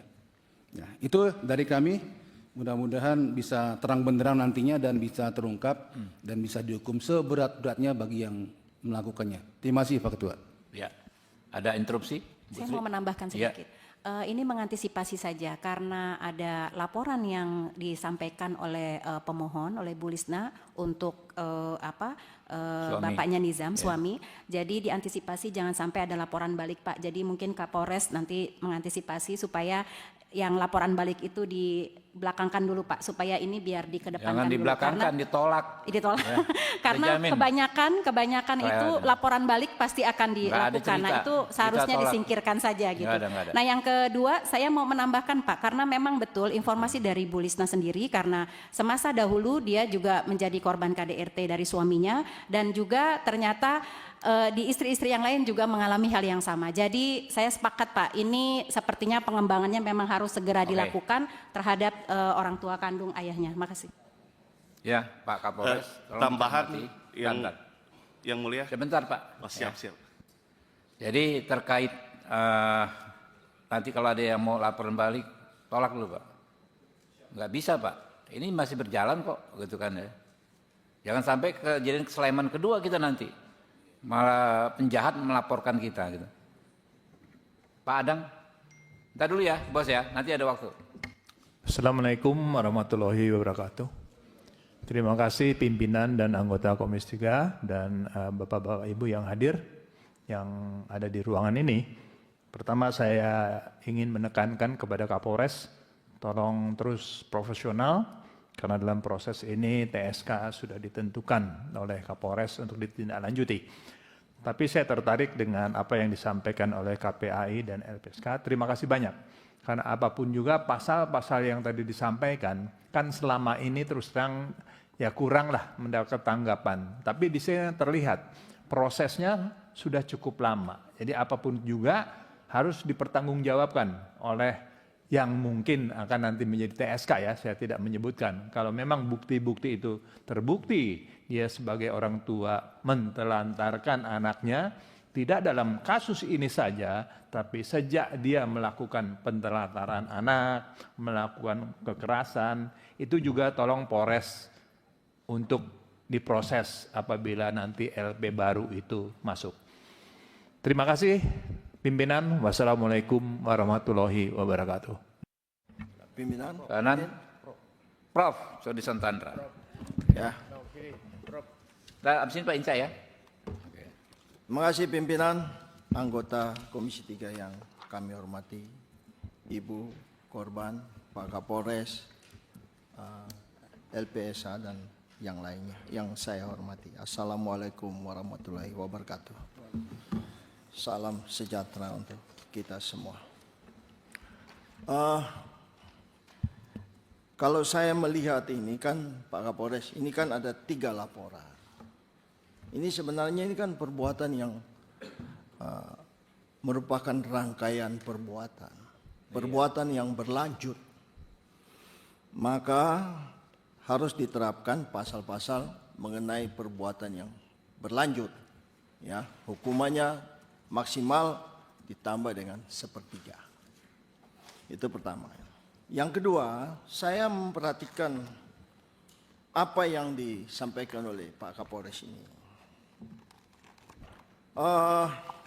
Memang ada keterangan saksi, ada keterangan ahli. Tapi kalau yang tadi dari gambar itu, saya melihat bahwa luka yang ada itu kan akibat dari adanya air panas kan. Yang menjadi pertanyaan saya sampai sekarang itu adalah apa yang menyebabkan meninggalnya almarhum. Penyebab mati itu harus penting, kita harus tahu. Nah, disinilah jangan sampai, ini saya berpesan aja, tidak ingin mencampuri tapi berpesan. Jangan sampai pihak penyidik cukup puas dengan pengakuan-pengakuan.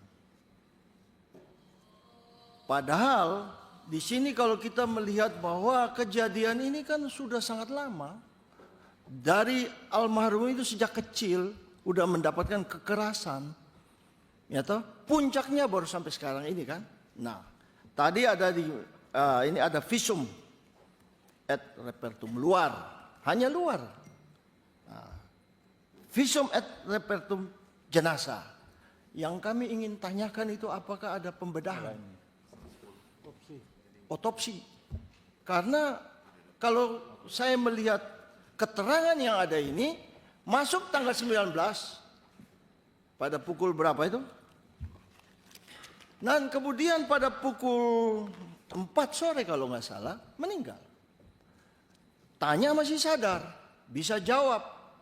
Ada yang merekam kan begitu. Pertanyaannya, meninggalnya karena apa? Ya kan? Akibat dia meninggal itu penyebabnya apa? Nah itu tolong ditelusuri. Kalau saya melihat ini, ya ada mengaku ya memang ibu sering mukul. Ya kan? Pengakuan itu sudah lama.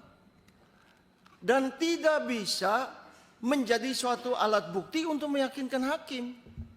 Maka kami berpesan ini agar benar-benar, ini kalau kami melihat ini Pak Kapolres, ini juga menjadi pelajaran bagi kita semua bahwa kalau ada terjadi kejahatan-kejahatan, bagi saya ini kejahatan yang sangat serius. Sangat serius. Ini merupakan puncak dari gunung es saja. Yang kalau kita tidak segera menangani ini dengan serius, ya terjadi di mana-mana. Ya mohon maaf aja, ya di desa-desa yang terpencil, ibu, keluarga, ya banyak yang nggak paham hukum. Bagi mereka itu kalau dipukuli suami biasa. Bagi anak-anak kalau digebukin sama orang tua, ditendang, bahkan patah-patah biasa itu. Terima itu. Kita justru harus memberikan pelajaran yang serius bagi seluruh masyarakat Indonesia. Agar kasus seperti ini, menurut kami trauma, menurut saya ini ya sangat menyedihkan. Sangat menyedihkan. Nah, berikutnya agar menjadi perhatian. Kalau terjadi kekerasan rumah tangga, kekerasan terhadap anak, mohon jangan ada restoratif justice. Mohon jangan. Karena kejahatan itu selalu berulang. Betul enggak Ibu ya? Selalu berulang. Nanti pada saat ya bapak-bapak mau nangkap, dia ngaku-ngaku bersalah. Pulang setelah itu mukul lagi. Tendang lagi, patah-patah lagi, mati lagi. Maka kami berpesan, terus terang. Ya ini kita tidak ingin menyalahkan. Ini kan Bapak kan bilang, Pak Kapolres bilang ini ada 3 laporan kan. 2024, ya kita berandai-andai. Kalau yang bersangkutan sudah ditahan, nggak ada terjadi kasus kematian ini. Ya kan? Maka kami berpesan, jangan ada lagi restoratif justice. Nggak ada itu. Ya, karena mereka itu misalnya itu sakit yang berulang.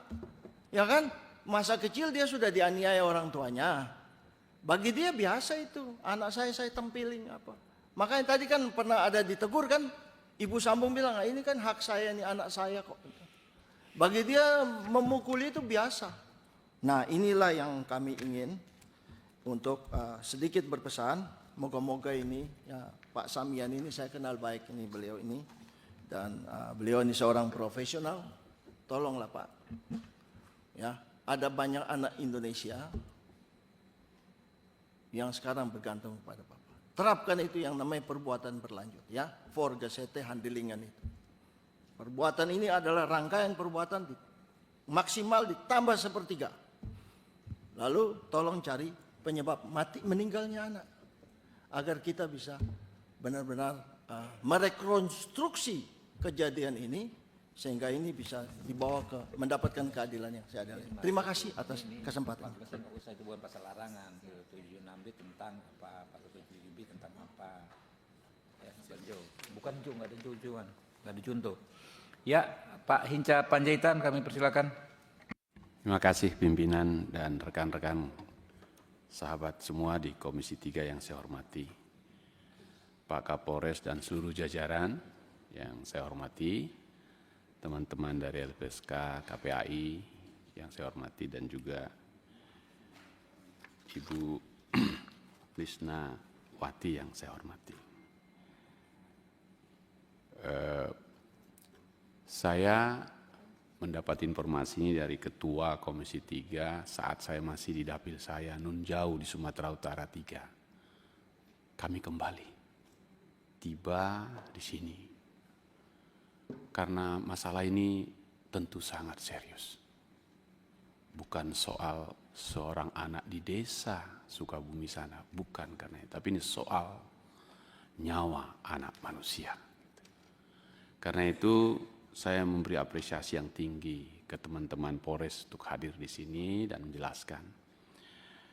Dan pimpinan, jika diizinkan saya boleh tektok sedikit saja pimpinan dengan Kapolres. Pak Kapolres, setelah penetapan tersangka, SPDP dikirimkan ke Kejaksaan Negeri Sukabumi, telah diterima. Apakah ada catatan SPDP itu untuk Bapak lengkapi? Tidak ada Bapak, sudah diterima di Kejaksaan. Semua lengkap, tidak ada satupun yang tambahannya. Belum ada Bapak? Belum. Apakah ada diskusi? Tentunya kami sudah melakukan koordinasi dengan jaksa. Pertanyaan saya ini penting untuk memastikan jangan sampai bolak-balik, itu poin saya. Poin saya di situ, karena nanti waktu menjadi sangat panjang. Oke. Yang kedua, saya sepakat dengan sahabat saya, Pak Tandra. Setiap nyawa yang hilang berarti kematian, pasti ada penyebabnya. Apa yang menyebabkan kematian? Dan kemudian tahu siapa yang menyebabkan atau pelaku yang membuat nyawa anak manusia ini hilang. Itulah tugas negara yang Bapak dan kawan-kawan semua emban. Silahkan bertugas, tuntaskan ini. Saya ingin bertanya satu lagi. Ada rencana untuk otopsi yang disebutkan Pak Tandra tadi? Atau cukup dengan visum yang sudah ada?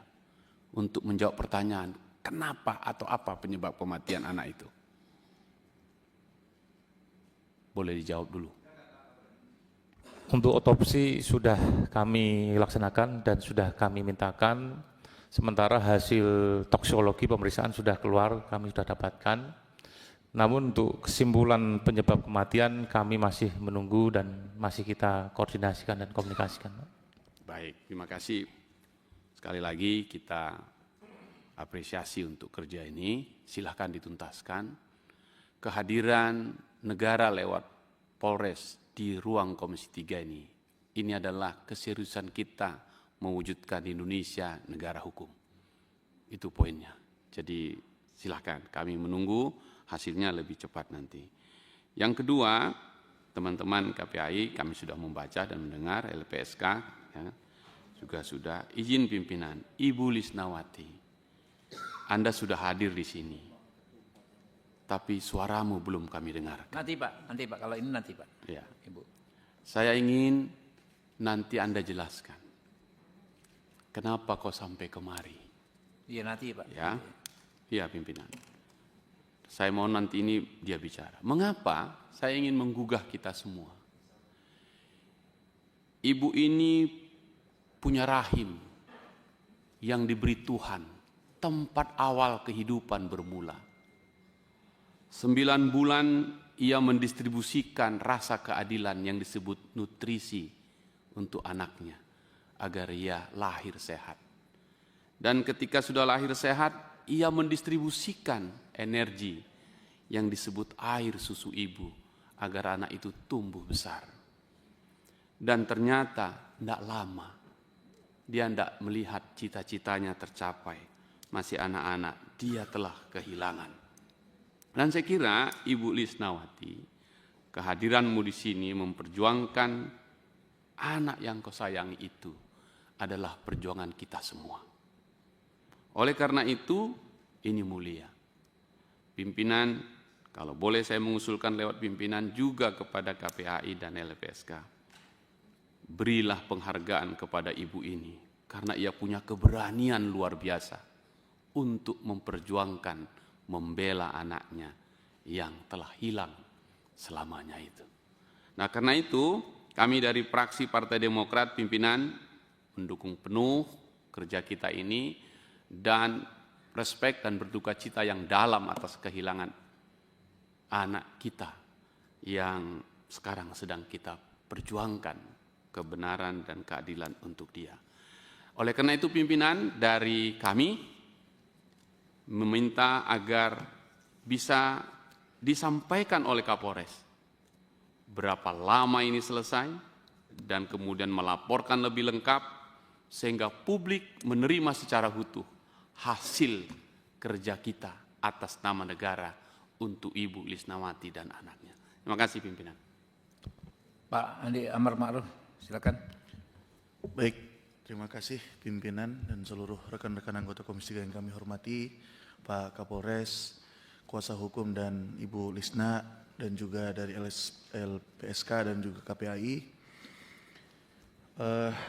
Kami tidak akan terlalu mengulang banyak, tapi kami turut berduka cita atas berpulangnya Nizam, Ananda Nizam. Dan kami cuma ingin mengungkit beberapa hal yang mungkin kemarin sempat viral.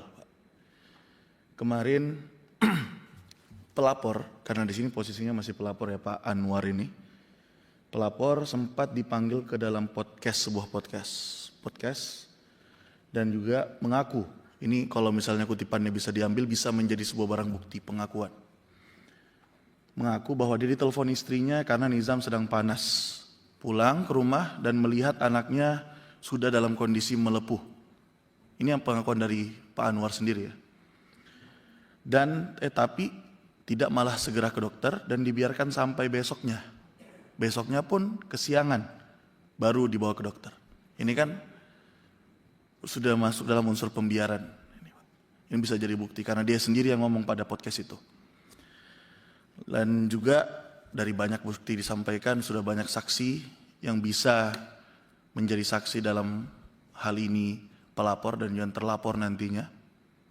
Tolong secara profesional diperiksa Pak, karena kita ingin kasus seperti ini tidak terjadi lagi.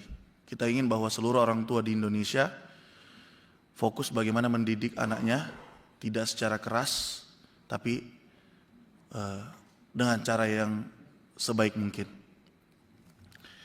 Dan juga kalaupun ini kan disiarkan juga untuk adik-adik di luar sana, untuk anak-anak di luar sana, kalau ada kasus teman-teman merasakan seperti ini, silahkan nak, adik-adik semua diviralkan aja. Kalau memang tidak ada tempat melapor, tidak ada tempat kembali, silahkan diviralkan aja. Mungkin itu dari kami pimpinan. Terima kasih. Cukup. Masih ada Pak Ibrahim? Cukup ya. Jadi sebelum kita minta ini ya, tanggapan teman-teman, ini Pak Kapolres secara khusus saya ingin ingatkan, Undang-Undang perlindungan saksi dan korban, Pak Kapolres. Ya. Karena tadi katanya ibu almarhum ini dilaporkan ya. Pasal 10 Undang-Undang Perlindungan Saksi dan Korban. Saksi, korban dan saksi pelaku dan atau pelapor tidak dapat dituntut secara hukum, baik pidana maupun perdata, atas kesaksian atau laporan yang akan, sedang atau telah diberikannya, kecuali kesaksian atas laporan tersebut diberikan tidak dengan itikat baik. Saya pikir itu pasal sangat kuat, Pak Kapolres. Tolong dipedomani ya. Jadi kalau ibu ini dilaporkan terkait kesaksian-kesaksiannya, ibu ini dilindungi pasal 10, ya. Nggak bisa dipersoalkan secara hukum. Mungkin itu minta sekaligus tanggapan ya, nggak perlu satu-satu tapi diramu aja, Pak. Nanti teman-teman juga kalau ingin menanggapi. Ya, silakan. Terima kasih pimpinan rapat. Mohon izin bahwasanya kami Polres Sukabumi berkomitmen untuk melakukan penegakan hukum yang profesional dan memberikan perlindungan pada kaum rentan, baik perempuan ataupun anak.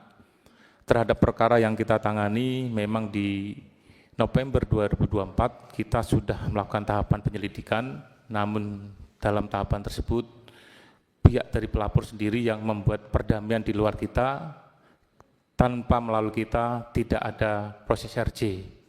Namun setelah adanya kejadian ini, kami tanpa diminta pun langsung kami tidak lanjuti dan segera kami akan tetapkan tersangka.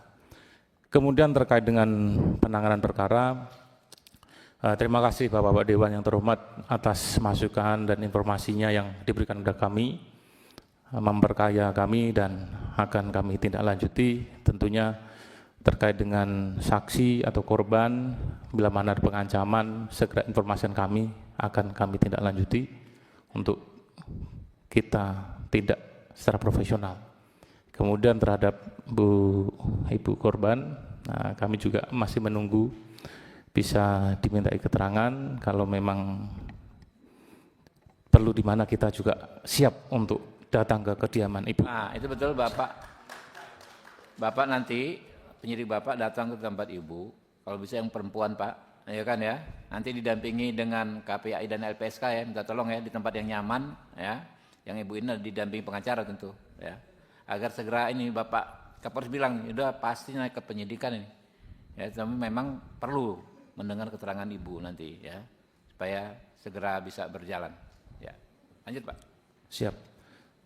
Kemudian terkait dengan perkara yang viral bahwa kejadian tanggal 19, kami tanggal 23 sudah menetapkan tersangka dan melakukan penahanan terhadap tersangka tersebut.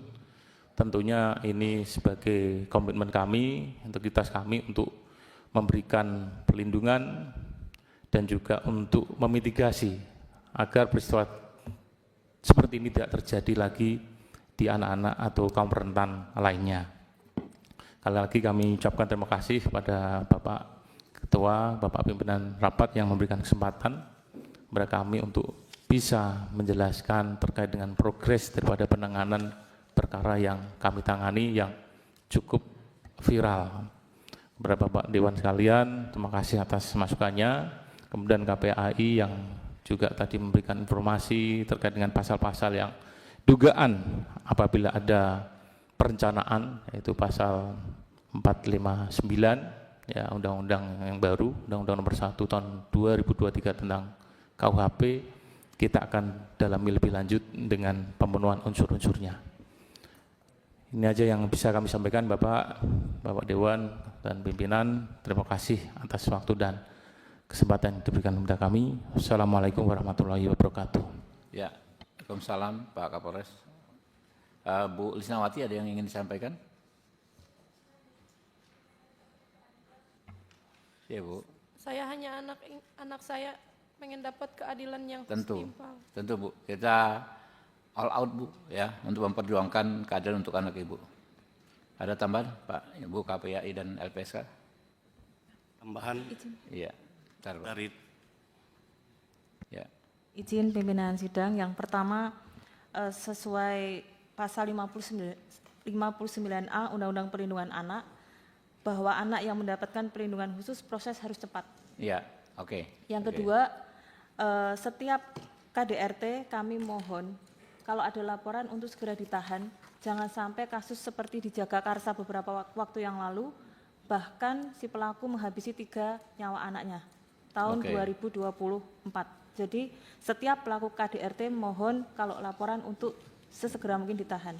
Yang terakhir, hak anak yang meninggal dunia adalah mendapatkan kejelasan penyebab kematiannya, pimpinan sidang. Jangan sampai anak mendapat stigma negatif, apalagi tidak mendapatkan keadilan. Terima kasih. Oke. Mbak Sri. Beberapa hal, mungkin pertama soal laporan balik ya, tadi sudah disampaikan bahwa tidak ada laporan balik Pak, mohon diatensi. Yang kedua adalah terkait pengembangan Pak, karena dari temuan LPSK awal bahwa kami memang ada indikasi ya terkait dengan adanya ayah korban, karena dalam rentang waktu yang tadi sudah dijelaskan di video yang sebelum dia luka dengan sudah luka, itu kepolisian harus memperdalam dalam rentang waktu tersebut apakah ada peran ayah kandung yang hadir pada saat itu, dan itu patut diduga. Sementara dari informasi ibu juga menyampaikan bahwa ketika ibu melihat anak dalam situasi yang luka, itu ibu melihat itu indikasinya adalah tersundut rokok. Jadi indikasi itu sangat kental sekali, dan karena kebetulan dulu anaknya juga sudah pernah disundut rokok oleh bapaknya, jadi ibunya ketika melihat kejadian pada saat itu langsung teringat dengan kejadian semasa kecil. Itu Pak, pengembangannya mohon untuk disegerakan. Makasih. Oke. Pak Krisna? Ya. Ada Pak, yang belakang siapa? Pak Krisna dulu, Pak Krisna dulu. Ada tambah. Saya cukup. Oh ya. Ya silakan Mas. Ya, terima kasih. Nama saya Herudin, tim pengacara dari Bu Lisnawati. Saya ingin menyampaikan 2 hal yang saya kira belum dibahas dari tadi. Yang pertama, kami mengapresiasi tindakan dari penyidik Polres Sukabumi, akan tetapi proses tersebut masih kita rasa lamban dikarenakan AS sampai sekarang masih belum diproses secara maksimal karena dugaan yang ada, dan dari awal kita membuat laporan polisi tanggal 24 terhadap saudara AS, penyidik menyampaikan seperti tadi disampaikan oleh Pak Kapolres menunggu tindak lanjut dari kita. Sebenarnya itu bukan delik aduan, tidak perlu menunggu tindak lanjut dari kami.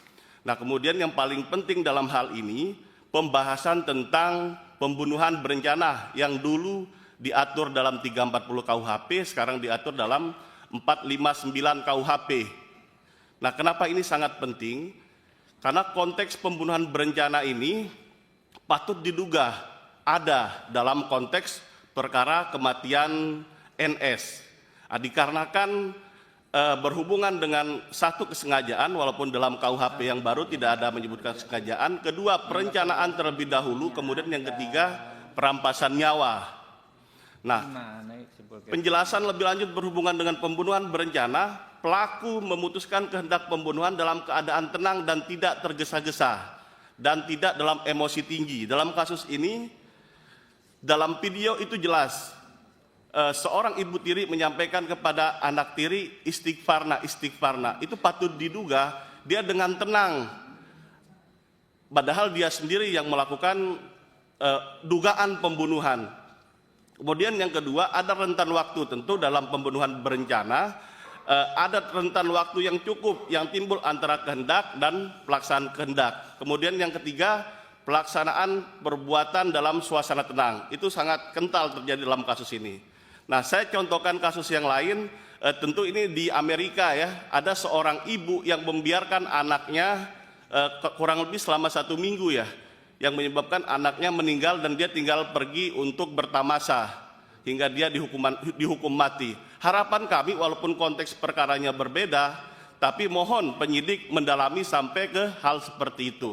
Dan yang paling penting dalam konteks hukum pembuktian, sekalipun dalam hal ini dalam KUHP baru dan KUHAP, perubahan besar dalam proses pembuktian, terutama dalam konteks pembuktian secara ITE dan forensiknya. Nah, artinya di situ saya ingin membahas, karena di sini ada undang-undang KDRT, ada undang-undang perlindungan anak, dan undang-undang KUHP.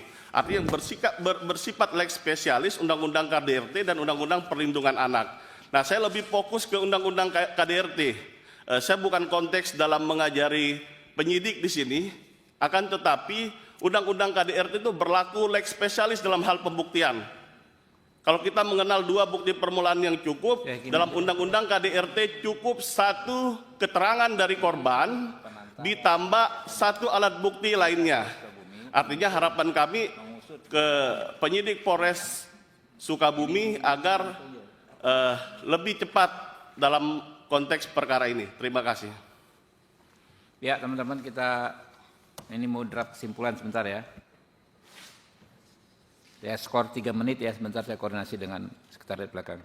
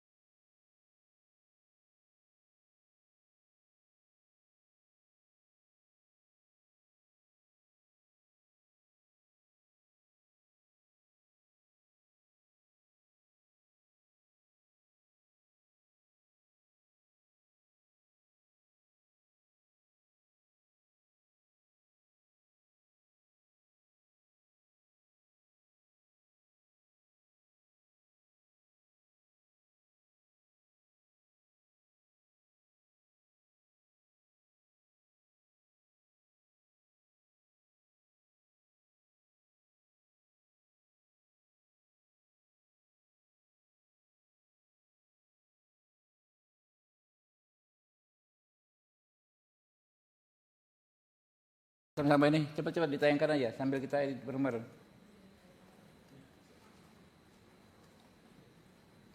Ini teman-teman kasih masukan ya, Mbak Sri, Mbak dia ya.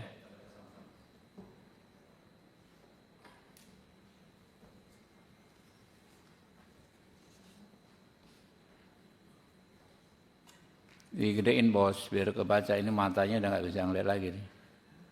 Komisi 3 DPR RI meminta kepada Kapolres Sukabumi untuk mengusut dengan cepat dugaan tindak pidana penelantaran anak. Tentangnya dihilangin tuh, tindak pidana penelantaran anak, tapi daripada kekerasan terhadap dan penelantarannya anaknya dihilangin dulu bos, ya anaknya dihilangin, anaknya di belakangin aja.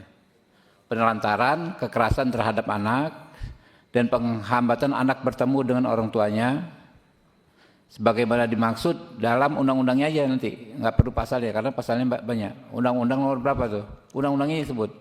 Undang-Undang nomor 35 tahun 2015. Ya. Nomor, undang-undangnya aja disebut.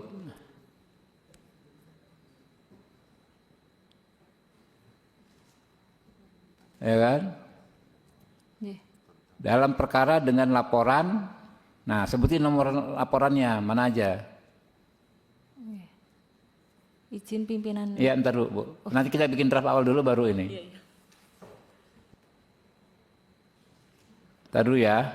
Jadi bahan ini dulu baru kita masukin ini.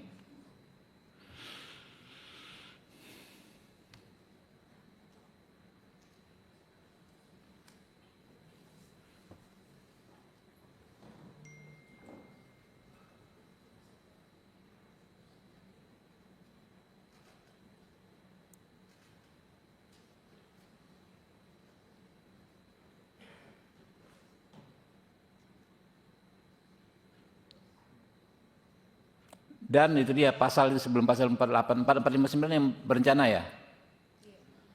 Dan dugaan pembunuhan berencana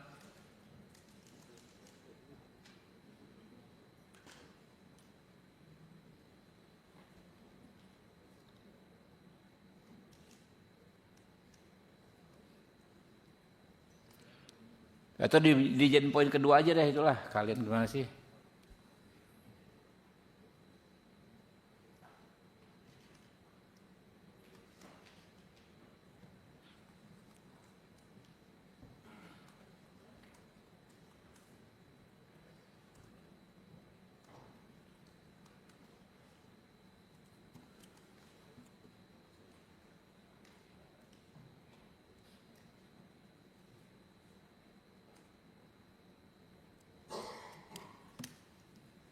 Coba yang pertama dulu bos,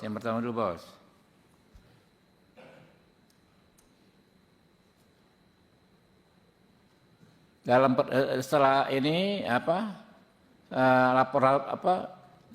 setelah laporan tersebut ya, setelah 24 Februari itu, 24 Februari 2026 terkait meninggalnya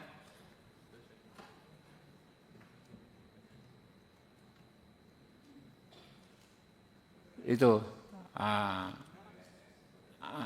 anak namanya, anak Nizam, kalau di sini harus disebut anak siapa namanya itu, bukan saudara, saudaranya hilangin bos, pengganti kata saudara anak kalau dalam hukumnya ya. Namanya disebut, ditulis namanya.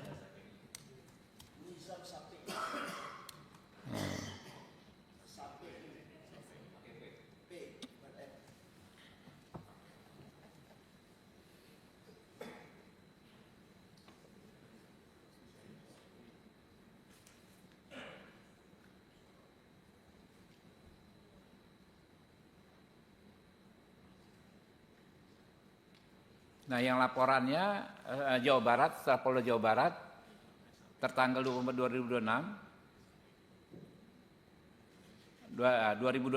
Februari 2026, ataupun laporan-laporan lain, nah, biar ada kaitannya langsung.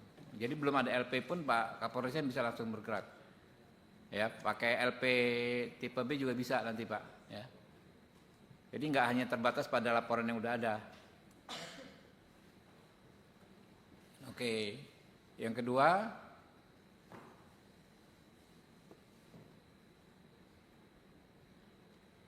nah ini dimasukin coba pasal 3459, pasal 459. Enggak. Ntar. Dimasukin di poin atas ya. Setelah 24 Februari 2026, itu di atas nomor 1. Oke. Dan dugaan pembunuhan berencana sebagaimana dimaksud pasal apa tadi? Pasal berapa tadi? 459 Undang-Undang 1 2023 tentang KUHP. 459 tentang KUHP.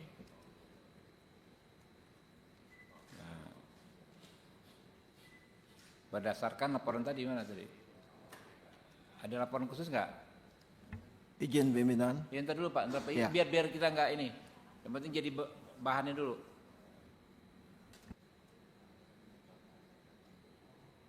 Ya udah itu aja ya. Terus yang keduanya berarti dihilangin tuh. Yang keduanya hilangin. Oke, 3, 2 yang sekarang adalah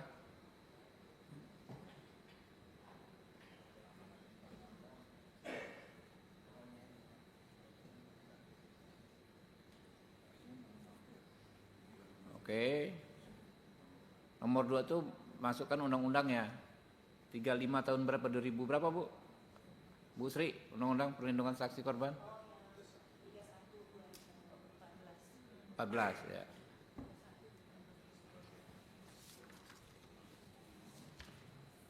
Berdasarkan. Nah.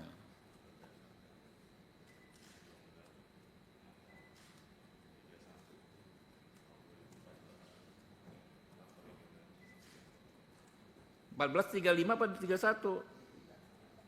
Hah? 2014 perlindungan saksi. Oh, oke, 31 ya. Anak, oke. Ya udah. Yang ketiga coba. Yang poin apa lagi tuh, Bos? Oh, oke. Poin nomor 3.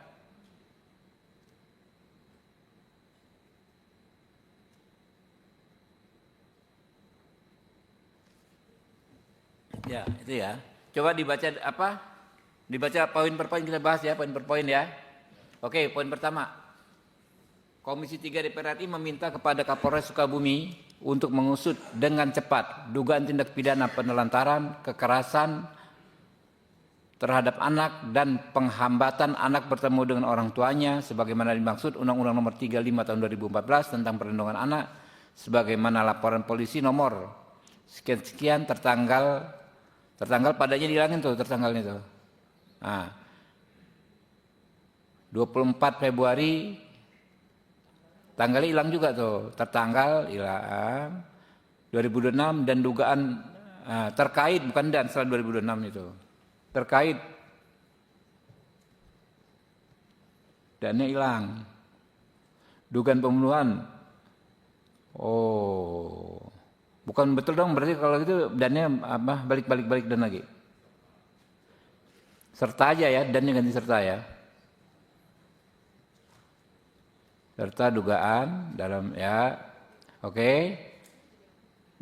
Pasal 456 terkait meninggalnya anak Nizam SPI secara transparan, profesional dan proporsional.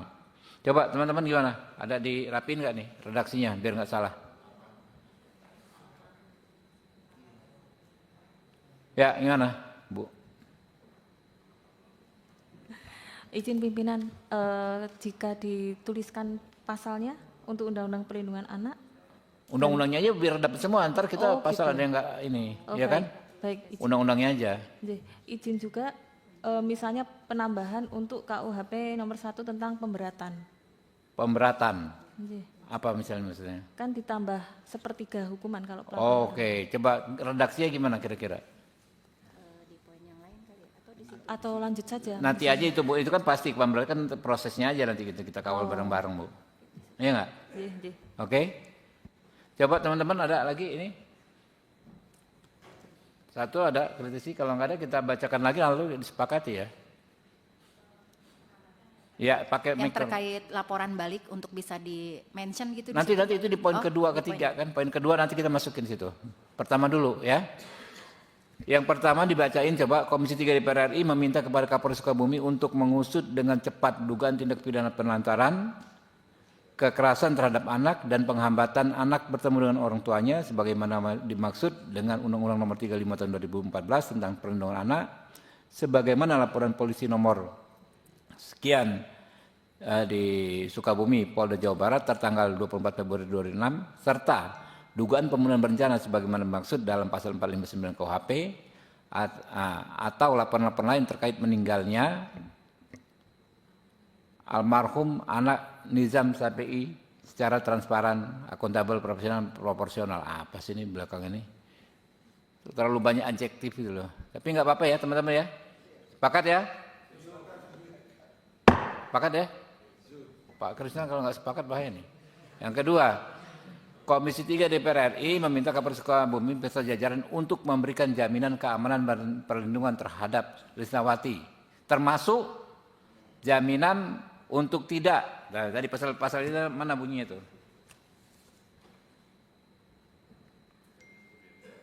Ya, termasuk jaminan ya untuk tidak dapat dituntut secara hukum baik pidana maupun perdata atas kesaksian atau laporan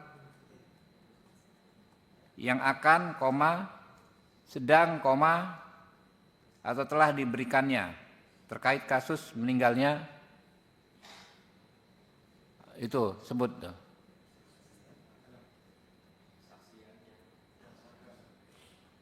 Mana tadi sih? Atas kesaksian dan atau laporan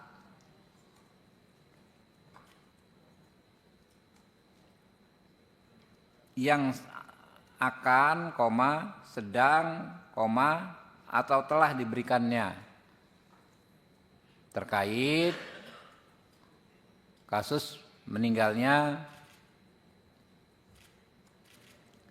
tadi sebut namanya itu anak Nizam Shafii.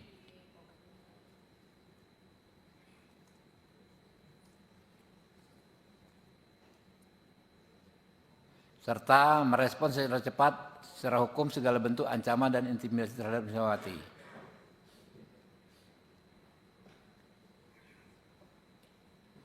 Selama proses hukum berlangsung berdasarkan Undang-Undang Nomor 31 Tahun 2015 tentang perlindungan saksi dan korban. Oke ya, Mbak Sri, oke? Pakai mikrofon biar yang di rumah dengar. Perlu disebutkan pasal spesifiknya, pasal 10.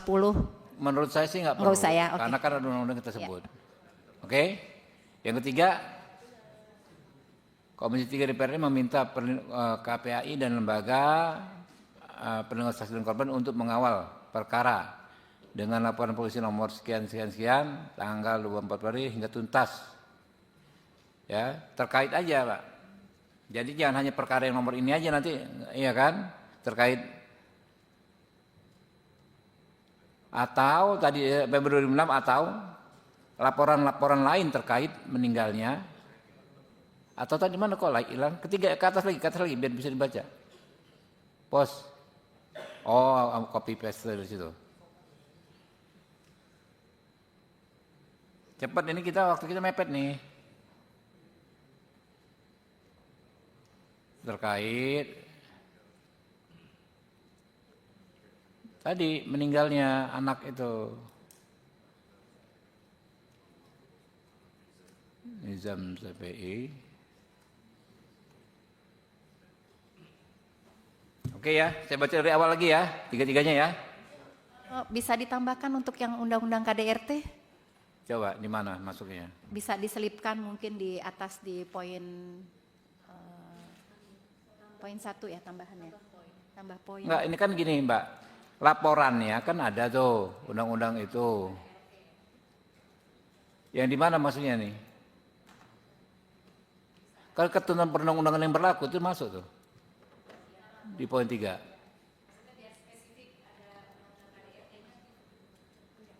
Takutnya ini malah membatasi gitu loh, enggak.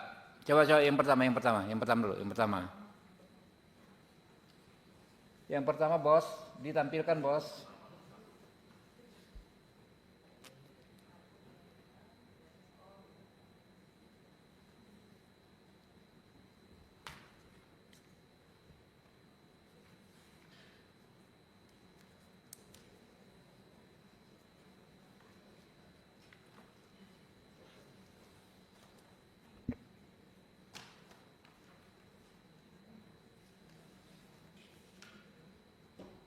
Ini kelamaan kita ngedraft ini nanti, Bos. Saya jam 1 masih ada agenda nih. Hah? Iya, nanti sambil berjalan lah ya. Oke, teman-teman saya bacakan ulang ya.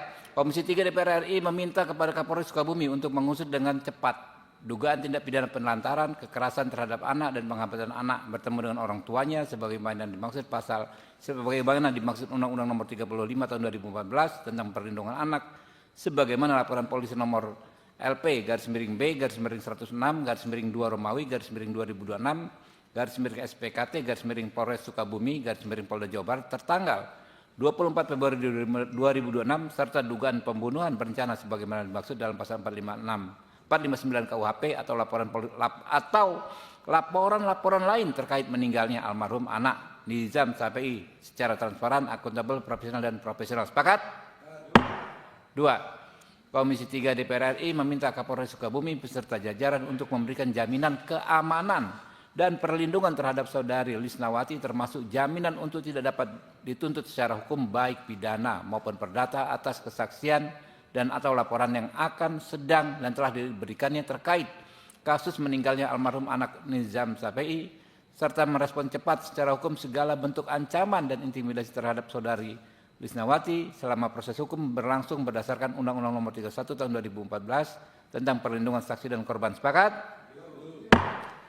3. Komisi 3 DPR RI meminta Komisi Perlindungan Anak Indonesia dan Lembaga Perlindungan Saksi dan Korban untuk mengawal perkara dengan laporan polisi nomor LP B-106-2 Romawi -2026 SPKT Polres Sukabumi Polda Jawa Barat tertanggal 24 Februari 2006 atau laporan-laporan lain terkait meninggalnya almarhum anak Nizam Sapei hingga tuntas sesuai dengan ketentuan hukum perundang-undangan yang berlaku. Sepakat? Oke, teman-teman. Dengan demikian dibacakan kesimpulan. Selesai sudah agenda kita hari ini. Saya tutup. Billahi taufiq wal hidayah. Wassalamualaikum warahmatullahi wabarakatuh. Makasih ya, Bapak-Bapak Ibu semua ya. Ya. Kalau nanti kita mau tanda tangan nih hasil rapat, tapi yang di luar mau tanda tangan Digelar oleh Komisi 3 DPR RI bersama dengan Kapolres Sukabumi serta keluarga almarhum Nizam serta dengan kuasa hukumnya. Dari hasil pembahasan rapat tadi ada beberapa poin penting yang dapat kita perhatikan bersama. Yang pertama yaitu Komisi 3 DPR RI menyampaikan duka cita yang mendalam atas meninggalnya Nizam serta menegaskan komitmennya untuk mengawal dan mengawasi proses hukum hingga tuntas agar keadilan benar-benar ditegakkan. Komisi 3 DPR RI juga menyoroti terkait dugaan kekerasan yang sudah terjadi berlangsung sejak lama, di mana dalam rapat terungkap bahwa almarhum Nizam sendiri sudah mengalami kekerasan sejak kecil. Dalam rapat juga terungkap bahwa ibu kandung Nizam saat masih menjadi istri dari ayah kandung Nizam sempat mengalami KDRT juga. Dari tim kuasa hukum sendiri dan juga KPAI meminta penyelidikan tidak hanya berfokus pada pelaku utama, tetapi juga mendalami kemungkinan adanya unsur pembiaran oleh ayah korban dan menuntut agar pasal yang dikenakan bukan hanya dari pasal perlindungan anak, tetapi juga pasal terhadap kekerasan anak, pasal penelantaran anak, pasal penghambatan bertemu orang tua, serta juga mengusut dugaan pembunuhan berencana yang telah disetujui oleh Komisi 3 DPR RI sendiri. Komisi 3 DPR RI sendiri juga meminta Kapolres Sukabumi untuk memberikan perhatian terhadap keselamatan ibu kandung korban, yakni Ibu Lisnawati, yang disebut mengalami tekanan dan ancaman agar tidak bersuara dalam kasus ini. Dan juga meminta Kapolres Sukabumi untuk menggunakan sistem teknologi yang dimiliki oleh kepolisian sendiri untuk mengungkap pelaku pengancaman ini. Dari Komisi 3 DPR RI juga menghimbau agar laporan balik yang mungkin akan dilakukan oleh ayah korban terhadap ibu kandung korban untuk ditolak laporannya oleh kepolisian, di mana Ketua Komisi 3 DPR RI Habibur Rahman menegaskan terkait penerapan Undang-Undang Nomor 31 Tahun 2014 tentang perlindungan saksi dan korban kepada Kapolres Sukabumi dalam perkara ini. Komisi 3 DPR RI akan terus mengawasi jalannya proses hukum kasus ini guna memastikan keadilan benar-benar ditegakkan. Demikian laporan kami. Saya Elvi Pratiwi bersama dengan kru yang bertugas mengucapkan terima kasih atas perhatian Anda. Selamat siang dan terima kasih.